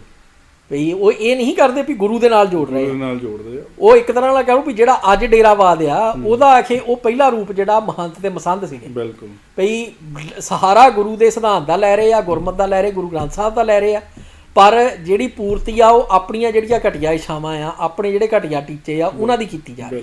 ਉਹਦੇ ਲਈ ਜੇ ਉਹਨਾਂ ਨੂੰ ਸਿੱਖਾਂ ਨੂੰ ਵਰਗਲਾਉਣਾ ਪੈਂਦਾ ਆ, ਠੱਗਣਾ ਪੈਂਦਾ ਆ, ਤੇ ਉਹਦੇ ਵਿੱਚ ਕੋਈ ਕਸਰ ਨਹੀਂ ਛੱਡਦੇ। ਜਦੋਂ ਸਿੱਖ ਸਿਆਣਾ ਹੋ ਜਾਂਦਾ ਸੀ, ਜਦੋਂ ਸਿੱਖ ਡਾਇਰੈਕਟ ਗੁਰਮਤ ਦੇ ਸਿਧਾਂਤ ਦੇ ਨਾਲ ਜੁੜ ਜਾਂਦਾ ਸੀ, ਉਹ ਝੱਟ ਪਛਾਣ ਲੈਂਦਾ ਸੀ ਵੀ ਇਹ ਬੰਦੇ ਕੌਣ ਨੇ। ਸਹੀ ਗੱਲ ਵਿੱਚ ਜਿਹੜੇ ਆ ਗਏ। ਨਹੀਂ, ਗੱਲ ਤਾਂ ਬਿਲਕੁਲ ਇਹਦੇ ਵਿੱਚ ਜੇ ਆਪਾਂ ਥੋੜਾ ਜਿਹਾ ਇਹਨੂੰ ਖੋਲ ਵੀ ਲਈਏ ਭਾਜੀ, ਹੁਣ ਗੱਲ ਇਹ ਬਿਲਕੁਲ ਮੁੱਢ ਤੋਂ ਇਹੀ ਚੱਲਦੀ ਆਈ ਹੈ ਕਿ ਅਸੀਂ ਹਮੇਸ਼ਾ ਗੁਰੂ ਦੇ ਨਾਲ ਜੁੜਨਾ ਹੈ। ਬਿਲਕੁਲ। ਜਦੋਂ ਅਸੀਂ ਬੰਦੇ ਨਾਲ ਜੁੜ ਜਾਂਦੇ ਆ, ਜਦੋਂ ਬੰਦਾ ਕੋਈ ਬਦਫੈਲੀ ਕਰਦਾ ਆ ਜਾਂ ਕੋਈ ਗਲਤ ਕੰਮ ਕਰਦਾ, ਫਿਰ ਮੈਂ ਇੱਕ ਪੱਖ ਰੱਖ ਰਿਹਾ ਆ, ਫਿਰ ਉਹਦੇ 'ਚ ਬੰਦਾ ਆਪ ਬਹੁਤ ਵੱਡੇ ਪੱਧਰ ਤੇ ਨਿਰਾਸ਼ ਵੀ ਹੋ ਜਾਂਦਾ ਹੈਗਾ, ਜਿਹਦੇ ਕਰਕੇ ਫਿਰ ਸਿੱਖੀ ਤੋਂ ਦੂਰ ਵੀ ਹੋ ਜਾਂਦਾ ਹੈ। ਕਈ ਕੇਸਿਸ ਮੈਂ ਇਦਾਂ ਦੇ ਦੇਖੇ ਵੀ ਹੈਗੇ। ਤੇ ਇਸ ਕਰਕੇ ਸਾਨੂੰ ਚਾਹੀਦਾ, ਆਪਣੇ ਤੌਰ ਤੇ ਵੀ ਚਾਹੀਦਾ ਆ, ਜੇ ਕੋਈ ਬੰਦਾ ਜਾਂ ਕੋਈ ਬਾਬਾ ਜਾਂ ਕੋਈ ਡੇਰੇਵਾਦ, ਕੋਈ ਡੇਰੇਦਾਰ ਤੁਹਾਨੂੰ ਆਪਣੇ ਨਾਲ ਜੋੜ ਰਿਹਾ ਆ, ਤੁਸੀਂ ਉਹਦੇ ਨਾਲ ਨਾ ਜੁੜ ਕੇ ਸਿੱਧਾ ਗੁਰੂ ਦੇ ਨਾਲ ਜੁੜੋ, ਗੁਰਮਤਿ ਦੇ ਨਾਲ ਜੁੜੋ, ਗੁਰਮਤਿ ਦੇ ਸਿਧਾਂਤ ਦੇ ਨਾਲ ਜੁੜੋ, ਤੇ ਉਹਦੇ ਵਿੱਚ ਤੁਹਾਨੂੰ ਆਪਣੇ ਆਪ ਪਿਕਚਰ ਕਲੀਅਰ ਹੋ ਜਾਣੀ ਹੈ। ਤੇ ਜਿਹੜੀ ਤੁਹਾਨੂੰ ਇੰਟਰਨਲ ਜਿਹੜੀ ਪਾਵਰ ਮਿਲਣੀ ਹੈ ਨਾ, ਜਿਹੜੀ ਗੁਰੂ ਨਾਲ ਜੁੜ ਕੇ ਜੋ ਤੁਹਾਨੂੰ ਇੱਕ ਸਕੂਨ ਮਿਲਣਾ, ਇੱਕ ਸਬਰ ਮਿਲਣਾ, ਇੱਕ ਸੰਤੋਖ ਮਿਲਣਾ, ਉਹ ਡੇਰੇਦਾਰ ਜਾਂ ਕਿਸੇ ਬਾਬੇ ਨਾਲ ਜੋੜ ਕੇ ਨਹੀਂ ਮਿਲਣਾ ਹੈਗਾ। ਕਿਉਂਕਿ ਉਹ ਜਦੋਂ ਡੇਰੇਦਾਰ ਦੀਆਂ ਕਮੀਆਂ ਜਦੋਂ ਤੁਹਾਡੇ ਸਾਹਮਣੇ ਆਉਣੀਆਂ ਸ਼ੁਰੂ ਹੋਣੀਆਂ, ਫਿਰ ਤੁਸੀਂ ਨਿਰਾਸ਼ ਹੋ ਜਾਣਾ ਹੈਗਾ, ਫਿਰ ਨਿਰਾਸ਼ ਹੋ ਕੇ ਤੁਸੀਂ ਉਸ ਚੀਜ਼ ਤੋਂ ਪਰੇ ਜਾਣਾ ਹੈਗਾ। ਇਸ ਕਰਕੇ ਚਾਹੀਦਾ ਵੀ ਹੈਗਾ ਆ ਕਿ ਸਾਨੂੰ ਸਿੱਧਾ ਗੁਰੂ ਦੇ ਹਿਸਾਬ ਦੇ ਨਾਲ ਜੁੜਨਾ ਚਾਹੀਦਾ। ਨਹੀਂ, ਉਹਦੀ ਉਦਾਹਰਨ ਇਹੀ ਲੈ ਲਓ ਭਈ ਜਿਨ੍ਹਾਂ ਨੂੰ ਇਹ ਜਾਗਰੂ ਕਹਿੰਦੇ ਆ, ਮਿਸ਼ਨਰੀ ਕਹਿੰਦੇ ਆ, ਜਿਹੜੇ ਕਈ ਤਰ੍ਹਾਂ ਦੇ ਦੋਗਲੇ ਬੰਦੇ ਜਿਹੜੇ ਆਪਣੀ ਕੌਮ ਦੇ ਵਿੱਚ ਅੱਜ ਕੱਲ੍ਹ ਬਹੁਤ ਐਕਟਿਵ ਹੋਏ ਆ ਪਿਛਲੇ ਕਹਿ ਲਓ ਵੀ 10-12 ਸਾਲਾਂ ਤੋਂ ਜੀ, ਭਈ ਉਹਨਾਂ ਦਾ ਹੁਣ ਤੁਸੀਂ ਇਹ ਦੇਖਿਓ ਅੰਦਾਜ਼ਾ ਵੀ ਜਾਂ ਓਬਜ਼ਰਵ ਕਰਕੇ ਵੇਖਿਓ ਭਈ ਜਿਹੜੇ ਤੇ ਢੱਡਰੀਆਂ ਵਾਲੇ ਦੇ ਨਾਲ ਆਪਣੇ ਆਪ ਨੂੰ ਕਹਿੰਦੇ ਆ ਵੀ ਜੀ ਅਸੀਂ ਉਹਨੂੰ ਬਹੁਤ ਵਧੀਆ ਮੰਨਦੇ ਆ, ਉਹ ਦੇਖਿਓ ਕਿੱਦਾਂ ਖੁੰਬਾਂ ਵਾਂਗ ਆ ਕੇ ਨਾ ਕਿਤੇ ਢੱਡਰੀਆਂ ਵਾਲੇ ਦੇ ਖਿਲਾਫ ਕੋਈ ਗੱਲ ਗਲਤ ਹੋਈ ਹੋਵੇ ਤੇ ਕਿਵੇਂ ਉਹਨੂੰ ਆ ਕੇ ਡਿਫੈਂਡ ਕਰਦੇ, ਕਿੱਦਾਂ ਗਾਲੋ ਗਾਲੀ ਹੁੰਦੇ ਆ ਤੇ ਕਿੱਦਾਂ ਧਮਕੀਆਂ ਤੇ ਹੋਰ ਸਾਰਾ ਕੁਝ ਘਟੀਆ ਪੱਧਰ ਤੇ ਜਾ ਕੇ ਭਈ ਜਿੱਦਾਂ ਨਾ ਬੰਦੇ ਨੂੰ ਵੀ ਅਖੇ ਭਈ ਗੁੰਡਾਗਰਦੀ ਕਰਕੇ ਤੇ ਚੁੱਪ ਕਰਾਉਣਾ ਹੁੰਦਾ ਵੀ ਢੱਡਰੀਆਂ ਵਾਲੇ ਦੇ ਖਿਲਾਫ ਕਹਿ ਕਿਉਂ ਦਿੱਤਾ ਕੁਛ। ਇਹਦੇ ਉਲਟ ਭਈ ਜੇ ਕੋਈ ਕਹਿ ਲਓ ਵੀ ਜਿੱਦਾਂ ਜਾਗਰੂਕਾਂ ਵਾਲਾ ਜਿਹੜੇ ਹੈਗੇ ਆ ਵੀ ਭਾਵੇਂ ਧੁੰਦਾ ਜੀ ਨੇ, ਭਾਵੇਂ ਭਾਈ ਪੰਥਪ੍ਰੀਤ ਸਿੰਘ ਨੇ, ਭਾਵੇਂ ਹੋਰ ਨੇ, ਜੇ ਉਹਨਾਂ ਦੇ ਖਿਲਾਫ ਕੋਈ ਬਕਵਾਸ ਕਰਦਾ ਹੈ ਤੇ ਕਿੰਨੇ ਕੁ ਬੰਦੇ ਆ ਵੀ ਜਿਹੜੇ ਜਾ ਕੇ ਉਹਨਾਂ ਨੂੰ ਡਿਫੈਂਡ ਕਰਦੇ ਆ। ਸਹੀ ਗੱਲ। ਜਾਂ ਜਿਹਨੇ ਉਹਨਾਂ ਨੂੰ ਮਾੜਾ ਕਿਹਾ ਹੋਵੇ ਵੀ ਉਹਨਾਂ ਉਹ ਮਾੜਾ ਕਹਿਣ ਵਾਲਿਆਂ ਨੂੰ ਗਾਲਾਂ ਕੱਢਦੇ ਹੋਣ ਜਾਂ ਧਮਕੀਆਂ ਦਿੰਦੇ ਹੋਣ ਜਾਂ ਕੁਝ ਕਰਦੇ ਹੋਣ। ਕਿਉਂਕਿ ਗੱਲ ਉਹੀ ਆ ਵੀ ਭਾਈ ਪੰਥਪ੍ਰੀਤ ਸਿੰਘ, ਧੁੰਦਾ ਜੀ, ਹੋਰ ਜਿਹੜੇ ਜਾਗਰੂਕ ਪ੍ਰਚਾਰਕ ਨੇ, ਉਹ ਗੁਰਮਤ ਦੇ ਸਿਧਾਂਤ ਨਾਲ ਜੋੜਦੇ ਆ। ਇਹ ਜਿਹੜਾ ਬੇਸਿਕ ਫਰਕ ਜਿਹੜਾ ਜਿਹਦੇ ਕਰਕੇ ਜੇ ਕੋਈ ਉਹਨਾਂ ਨੂੰ ਗਾਲਾਂ ਕੱਢ ਵੀ ਰਿਹਾ ਆ ਤੇ ਓਨੀ ਦੇਰ ਕੋਈ ਨਹੀਂ ਉਹਨਾਂ ਦਾ ਪੱਖ ਪੂਰਦਾ ਜਾਂ ਉਹਨਾਂ ਦਾ ਕਹਿ ਲਓ ਵੀ ਡਿਫੈਂਡਰ ਬਣ ਕੇ ਤੁਰ ਪੈਂਦਾ ਵੀ ਜਿੰਨੀ ਦੇਰ ਤੱਕ ਸਿਧਾਂਤ ਨੂੰ ਨਹੀਂ ਟਾਰਗੇਟ ਕੀਤਾ ਜਾਂਦਾ ਹੈਗਾ। ਕਿਉਂਕਿ ਬੰਦੇ ਨੂੰ ਨਾ ਡਿਫੈਂਡ ਕਰਨਾ, ਨਾ ਉਹਨੂੰ ਕਹਿ ਲਓ ਭਈ ਉਹਦੀ ਵਡਿਆਈ ਕਰਨੀ, ਦੋਵੇਂ ਚੀਜ਼ਾਂ ਜਿਹੜੀਆਂ ਆ ਵੀ ਉਹ ਆਪਣੇ ਆਪ ਦੇ ਵਿੱਚ ਭਈ ਕੋਈ ਬਾਹਲੀ ਅਹਿਮੀਅਤ ਨਹੀਂ ਰੱਖਦੀਆਂ। ਸਹੀ ਗੱਲ। ਹਾਂ, ਇਹ ਜ਼ਰੂਰ ਆ ਵੀ ਅਸੀਂ ਕਹਿੰਦੇ ਆ ਵੀ ਭਾਈ ਪੰਥਪ੍ਰੀਤ ਸਿੰਘ ਦੀ ਜਿਹੜੀ ਸੇਵਾ ਆ ਵੀ ਉਹ ਵਾਕਈ ਸ਼ਲਾਘਾਯੋਗ ਆ। ਭਾਈ ਸਰਬਜੀਤ ਸਿੰਘ ਧੁੰਦਾ ਦੀ ਜਿਹੜੀ ਸੇਵਾ ਆ ਵੀ ਜਾਂ ਜਿਹੜਾ ਕਹਿਣ ਦਾ ਤਰੀਕਾ ਆ ਵੀ ਉਹ ਬਹੁਤ ਵਧੀਆ, ਵੀ ਉਹ ਗੱਲਾਂ ਡਿਫਰੈਂਟ ਨੇ। ਪਰ ਬੰਦੇ ਦੀ ਜਿਹੜੀ ਆ ਭਈ ਪੂਜਾ ਕਰਨੀ ਬਿਲਕੁਲ ਭਈ ਉਹ ਜਿਹੜੀ ਆ ਵੀ ਉਹ ਇਧਰਲੇ ਪਾਸੇ ਹੈ ਨਹੀਂ, ਪਰ ਉਧਰਲੇ ਪਾਸੇ ਪੂਰੀ ਚੱਲਦੀ ਆ। ਆਹੋ ਨਹੀਂ ਉਹਦੇ ਫਿਰ ਉੱਥੇ ਤਾਂ ਇੰਨੇ ਨੀਵੇਂ ਪੱਧਰ ਤੇ ਵੀ ਚੱਲ ਜਾਂਦੇ, ਕਹਿੰਦੇ ਜੀ ਅਸੀਂ ਇਹਦੇ ਪੈਰ ਧੋ ਕੇ ਵੀ ਪੀਣ ਨੂੰ ਤਿਆਰ ਹਾਂ ਢੱਡਰੀਆਂ ਵਾਲੇ। ਮਤਲਬ ਇਹ ਮਾਨਸਿਕਤਾ ਗੁਰਮਤ ਨਾਲ ਕਿੱਦਾਂ ਜੁੜ ਸਕਦੀ ਹੈ? ਨਹੀਂ, ਬਿਲਕੁਲ ਬਿਲਕੁਲ। ਮਤਲਬ ਜੇ ਆਪਾਂ ਉਹਨੂੰ ਸਮਝਣਾ ਹੋਵੇ ਕਿ ਇਹ ਬੰਦੇ ਮਤਲਬ ਉਹਦੇ ਨਾਲ ਇੱਕ ਹੋਰ ਗੱਲ ਆਪਾਂ ਜੋੜ ਕੇ ਦੇਖ ਲਈਏ ਭਾਈ ਕਿ ਜਿਹੜਾ ਮੰਨ ਲਓ ਉਦਾਹਰਨ ਦੇ ਤੌਰ ਤੇ ਹੈ ਕਿ ਇਹ ਪੈਮਾਨਾ ਕਿਸੇ ਦੂਜੇ ਤੇ ਲਾਉਂਦੇ ਆ, ਰਾਈਟ, ਕਿ ਭਾਈ ਇਹ ਪੈਮਾਨਾ ਲਾ ਕੇ ਕਹਿੰਦੇ ਕਿ ਇਹ ਬੰਦਾ ਠੱਗ ਗਿਆ ਜਾਂ ਇਹ ਬੰਦਾ ਬੇਈਮਾਨ ਆ ਜਾਂ ਇਹ ਬੰਦਾ ਗਲਤ ਹੈਗਾ ਆ। ਜਦੋਂ ਉਹੀ ਪੈਮਾਨਾ ਇਹਨਾਂ ਤੇ ਲੱਗਦਾ ਆ ਫਿਰ ਇਹ ਬਿਲਕੁਲ ਹੀ ਕੋਰੇ ਹੋ ਜਾਂਦੇ ਕਿ ਭਾਈ ਅਸੀਂ ਤਾਂ ਇਦਾਂ ਹੀ ਕਰਨੀ ਹੈਗੀ ਆ ਜਾਂ ਅਸੀਂ ਨਹੀਂ ਮੰਨਦੇ। ਫਿਰ ਗਾਲੋ ਗਾਲੀ ਹੋਣਾ ਹੈ, ਫਿਰ ਟ੍ਰੋਲਿੰਗ ਸ਼ੁਰੂ ਹੋ ਜਾਣੀ ਹੈ। ਯਾਨੀ ਕਿ ਕਹਿਣ ਦਾ ਭਾਵ ਮੇਰਾ ਇਹ ਹੈ ਕਿ ਜਦੋਂ ਜੇ ਤੁਸੀਂ ਗੁਰਮਤ ਦੀ ਨਿਰੋਲ ਗੁਰਮਤ ਦੀ ਗੱਲ ਕਰਦੇ ਆ, ਜੇ ਗੁਰਮਤ ਦਾ ਪੈਮਾਨਾ ਲਾ ਕੇ ਤੁਸੀਂ ਉਹਨੂੰ ਗਲਤ ਕਹਿ ਰਹੇ ਆ, ਫਿਰ ਉਹ ਪੈਮਾਨਾ ਜਦੋਂ ਤੁਹਾਡੇ ਤੇ ਲੱਗਦਾ ਆ ਤੇ ਤੁਸੀਂ ਉਹਨੂੰ ਐਕਸੈਪਟ ਕਰਨਾ ਸਿੱਖੋ। ਇਹੀ ਗੁਰਮਤ ਸਿਖਾਉਂਦੀ ਆ। ਬਟ ਉੱਥੇ ਫਿਰ ਇਹ ਗਾਲੋ ਗਾਲੀ ਸ਼ੁਰੂ ਹੋ ਜਾਂਦੇ ਆ, ਟ੍ਰੋਲ ਕਰਨਾ ਸ਼ੁਰੂ ਹੋ ਜਾਂਦੇ ਆ, ਫਿਰ ਨੀਵੇਂ ਪੱਧਰ ਤੇ ਜਾ ਕੇ ਬਕਵਾਸ ਕਰਨ ਲੱਗ ਜਾਂਦੇ ਹੈਗੇ, ਪਰਿਵਾਰਾਂ ਨੂੰ ਟਾਰਗੇਟ ਕਰਦੇ ਹੈਗੇ ਆ, ਹੈਨਾ। ਮਤਲਬ ਗੱਲ ਕਰਦੇ ਆ ਕਿ ਮਤਲਬ ਉਸ ਚੀਜ਼ ਨੂੰ ਵੀ ਆਪਾਂ ਸਮਝਣ ਦੀ ਕੋਸ਼ਿਸ਼ ਕਰੀਏ। ਜਦੋਂ ਤੱਕ ਅਸੀਂ ਗੁਰਮਤ ਦੇ ਸਿਧਾਂਤ ਨਾਲ ਨਹੀਂ ਜੁੜਦੇ, ਗੁਰੂ ਨਾਲ ਸਿੱਧਾ ਨਹੀਂ ਜੁੜਦੇ, ਅਸੀਂ ਕਿਸੇ ਨਾ ਕਿਸੇ ਦੀ ਭੇਡ ਬਣ ਕੇ ਹੀ ਵਿਚਰਦੇ ਰਹਾਂਗੇ। ਜੇ ਅਸੀਂ ਹਨਾ ਜੀ, ਤੇ ਉਹ ਚੀਜ਼ ਦਾ ਸਾਨੂੰ ਜ਼ਰੂਰ ਧਿਆਨ ਰੱਖਣਾ ਚਾਹੀਦਾ ਹੈਗਾ ਆ। ਤੇ ਇਦਾਂ ਇੰਨੇ ਨੀਵੇਂ ਪੱਧਰ ਤੇ ਵੀ ਸਾਨੂੰ ਜਾ ਕੇ ਸਟੇਟਮੈਂਟਾਂ ਨਹੀਂ ਦੇਣੀਆਂ ਚਾਹੀਦੀਆਂ ਜੀ ਮੈਂ ਤਾਂ ਢੱਡਰੀਆਂ ਵਾਲੇ ਦੀ ਭੇਡ ਆ ਜਾਂ ਮੈਂ ਇਹਦੀ ਭੇਡ ਆ ਜਾਂ ਹੈਨਾ ਜੀ, ਤੇ ਜੋ ਢੱਡਰੀਆਂ ਵਾਲੇ ਨੇ ਕਹਿਤਾ ਜੀ ਉਹ ਅਖੀਰਲਾ ਸੱਚ ਆ, ਜਾਂ ਕਿਸੇ ਵੀ ਡੇਰੇਦਾਰ ਦੀ ਗੱਲ ਹੈਗੀ ਆ। ਜਿਹੜੇ ਇਦਾਂ ਕਰਦੇ ਆ ਨਾ, ਉਹ ਵੀ ਇੱਕ ਮਾਨਸਿਕ ਬਿਮਾਰੀ ਦਾ ਸ਼ਿਕਾਰ ਹੁੰਦੇ ਆ, ਕਿਉਂਕਿ ਜਦੋਂ ਤੁਸੀਂ ਆਪਣੇ ਆਪ ਨੂੰ ਕਿਸੇ ਦੀ ਭੇਡ ਜਾਂ ਕਿਸੇ ਦੇ ਬਲਾਈਂਡ ਸਪੋਰਟਰ ਜਿਹੜੇ ਆ ਵੀ ਮਤਲਬ ਅੰਨੇ ਸਮਰਥਕ ਜੀ, ਜਦੋਂ ਤੁਸੀਂ ਉਸ ਵਜੋਂ ਆਪਣੇ ਆਪ ਨੂੰ ਗਰਦਾਨ ਦਿੰਦੇ ਆ ਜੀ, ਫਿਰ ਤੁਸੀਂ ਅਸਲ ਦੇ ਵਿੱਚ ਮਾਨਸਿਕ ਤੌਰ ਦੇ ਉੱਤੇ ਇਹ ਕਰ ਰਹੇ ਹੁੰਦੇ ਆ ਵੀ ਆਪਣੇ ਕੋਲੋਂ ਰਿਸਪੌਂਸਿਬਿਲਟੀ ਸਾਰੀ ਲਾ ਕੇ ਤੁਸੀਂ ਦੂਏ ਦੇ ਉੱਤੇ ਸੁੱਟ ਦਿੰਦੇ ਆ। ਭਈ ਇਹ ਜਿੰਨੀ ਦੇਰ ਤੱਕ ਤੁਸੀਂ ਉਹ ਨਹੀਂ ਕਰਦੇ ਉਨੀ ਦੇਰ ਤੱਕ ਹਰੇਕ ਤੁਹਾਡੀ ਜਿਹੜੀ ਗੱਲ ਆ ਕਹੀ ਹੋਈ ਕੀਤੀ ਹੋਈ ਜੀ, ਉਹਦੀ ਜਿਹੜੀ ਅਲਟੀਮੇਟ ਰਿਸਪੌਂਸਿਬਿਲਟੀ ਆ ਤੁਹਾਡੀ ਆਪਣੀ ਬਣਦੀ ਆ। ਬਿਲਕੁਲ ਭਾਈ, ਕਿਉਂਕਿ ਫਿਰ ਤੁਹਾਨੂੰ ਸਵਾਲ ਅਗਲਾ ਕਰ ਸਕਦਾ ਵੀ ਭਾਈ ਵੀ ਤੂੰ ਆਹ ਕੰਮ ਕੀਤਾ ਵੀ ਕੀ ਸੋਚ ਕੇ ਕੀਤਾ ਸੀ। ਬਿਲਕੁਲ ਭਈ ਗੁਰਮਤ ਦੇ ਮੁਤਾਬਕ ਤੁਹਾਡੇ ਨਾਲ ਉਹ ਬਹਿਸ ਕਰ ਸਕਦਾ ਆ। ਹੋਰ ਜਿਹੜੇ ਸਿਧਾਂਤ ਨੇ ਭਈ ਜਿਹੜੇ ਈਵਨ ਡੀਸੈਂਸੀ ਦੇ ਆ, ਨਾਰਮਲ ਡੀਸੈਂਸੀ, ਉਹਦੇ ਉੱਤੇ ਉਹ ਤੁਹਾਨੂੰ ਕਹਿ ਸਕਦਾ ਵੀ ਗਾਲਾਂ ਕਿੱਦਾਂ ਕੱਢਣ ਦਿਆਂ ਤੂੰ, ਭਈ ਉਹ ਜੋ ਉਸ ਵੇਲੇ ਫਿਰ ਉਹ ਸਿੱਧਾ ਇਹ ਹੋ ਜਾਂਦਾ ਵੀ ਨਹੀਂ। ਇੱਥੇ ਇੱਕ ਹੋਰ ਐਗਜ਼ਾਮਪਲ ਆਪਾਂ ਜੋੜ ਸਕਦੇ ਹਾਂ। ਹੁਣ ਆਪ ਜੀ ਨੂੰ ਭਾਈ ਚੇਤਾ ਹੋਣਾ ਆ ਕਿ ਇਹ ਅਪਗ੍ਰੇਡ ਲਾਣਾ ਸਣੇ ਇੱਧਰ ਨਿਊਜ਼ੀਲੈਂਡ ਵਾਲੇ ਜਿਹੜੇ 4-5 ਤੁਰੇ ਫਿਰਦੇ ਆ, ਹਰਨੇਕ ਹੋਣੀ ਹੋ ਗਿਆ, ਬਲਜਿੰਦਰ ਹੋ ਗਿਆ, ਭਿੰਦਾ ਹੋ ਗਿਆ, ਤੇ ਹੋਰ ਅੰਗਰੇਜ਼ ਵਰਗੇ ਸੀਗੇ ਜਿੰਨੇ ਵੀ। ਹੁਣ ਜਦੋਂ KPS ਗਿੱਲ ਦੀ ਗੱਲ ਆਉਂਦੀ ਸੀਗੀ, ਬਿਲਕੁਲ ਉਹਨੂੰ ਕਿੱਦਾਂ ਹੀਰੋ ਬਣਾ ਕੇ ਪੇਸ਼ ਕਰਦੇ ਸੀਗੇ। ਮਤਲਬ KPS ਗਿੱਲ ਬਾਰੇ ਕਿਸੇ ਨੂੰ ਕੋਈ ਸ਼ੱਕ ਨਹੀਂ। ਬਿਲਕੁਲ ਮਤਲਬ ਉਹ ਕਿੰਨਾ ਕੁ ਬਰੂਟੈਲਿਟੀ ਦੇ ਨਾਲ ਉਹਨੇ ਲੋਕਾਂ ਨੂੰ ਉੱਥੇ ਮਾਰਿਆ ਹੈ, ਔਰ ਕਿੱਡੇ ਘਟੀਆ ਕਿਰਦਾਰ ਦਾ ਮਾਲਕ ਆ ਉਹ। ਬਿਲਕੁਲ ਮਤਲਬ ਉਹ ਚੀਜ਼ ਨੂੰ ਇਹ ਜਸਟੀਫਾਈ ਕਰਦੇ ਸੀ ਇੱਥੇ ਬਹਿ ਕੇ ਕਿ ਭਾਈ KPS ਗਿੱਲ ਦਾ ਭਲਾ ਹੋਵੇ। ਯਾਨੀ ਕਿ ਇਸ ਪੱਧਰ ਤੇ ਜਾ ਕੇ ਇਹ ਵਾਇਲੈਂਸ ਨੂੰ ਪ੍ਰਮੋਟ ਕਰਦੇ ਸੀਗੇ, ਸਟੇਟਮੈਂਟਾਂ ਦੇ ਕੇ ਵਾਇਲੈਂਸ ਨੂੰ ਪ੍ਰਮੋਟ ਕਰਦੇ ਸੀਗੇ। ਹੁਣ ਮਤਲਬ ਬਾਰ-ਬਾਰ ਉਹੀ ਗੱਲ ਆਉਂਦੀ ਨਾ, ਹੁਣ ਕਿਹਨੂੰ ਨਹੀਂ ਪਤਾ KPS ਗਿੱਲ ਬਾਰੇ ਕਿੱਦਾਂ ਉਹਨੇ ਤਸ਼ੱਦਦ ਕੀਤਾ ਆ ਸਿੱਖ ਨੌਜਵਾਨਾਂ ਦੇ ਉੱਤੇ, ਘਰੋਂ ਦੀ ਚੱਕ ਕੇ ਕਿੱਦਾਂ ਉਹਨੇ ਮਾਰੇ ਆ, ਜੇਲਾਂ ਦੇ ਵਿੱਚ ਕਿੱਦਾਂ ਧੀਆਂ ਭੈਣਾਂ ਬੇਪਤ ਕੀਤੀਆਂ ਆ, ਕਿੱਦਾਂ ਸਾਰਾ ਕੁਝ ਕੋਈ ਮਤਲਬ ਕਿਸੇ ਨੂੰ ਕੋਈ ਕਿਸੇ ਤੋਂ ਲੁਕਿਆ ਨਹੀਂ ਹੈ। ਤੇ ਇਹ ਸਰੇਆਮ ਉਹਦੀ ਸਪੋਰਟ ਦੇ ਵਿੱਚ ਆ ਗਏ ਆ 4-5 ਜਣੇ, ਠੀਕ ਹੈ ਜੀ। ਹੁਣ ਜਦੋਂ ਇੱਕ ਪੈਮਾਨਾ ਆ ਕਿ ਇਹਨਾਂ ਦਾ ਮਤਲਬ ਕਿ ਇਦਾਂ, ਹੁਣ ਜਦੋਂ ਆਪਣੇ ਨਾਲ ਵਾਇਲੈਂਸ ਹੋਈ ਤੇ ਆਪ ਫਟਾਫਟ ਮਿੰਟ ਨਹੀਂ ਲਾਇਆ, ਇਦਾਂ ਸਿੰਪੈਥੀ ਇਕੱਠੀ ਕਰਦੇ ਫਿਰਦੇ ਆ। ਫਿਰ ਹੁਣ ਮਤਲਬ ਕਹਿਣ ਦਾ ਭਾਵ ਮੇਰਾ ਹੈ ਕਿ ਜਦੋਂ ਤੁਸੀਂ ਵਾਇਲੈਂਸ ਪ੍ਰਮੋਟ ਕਰਦੇ ਆ, ਜਦੋਂ ਜਿੰਨੇ ਵਾਇਲੈਂਸ ਕੀਤੀ ਆ ਉਹਨੂੰ ਸ਼ੇਰ ਦੱਸਦੇ ਆ ਜਾਂ ਉਹਨੂੰ ਬਹੁਤ ਚੰਗਾ ਬੰਦਾ ਦੱਸਦੇ ਆ ਜਾਂ ਉਹਦੇ ਹੱਕ 'ਚ ਜਾ ਕੇ ਖੜਦੇ ਆ, ਫਿਰ ਠੀਕ ਸੀਗਾ।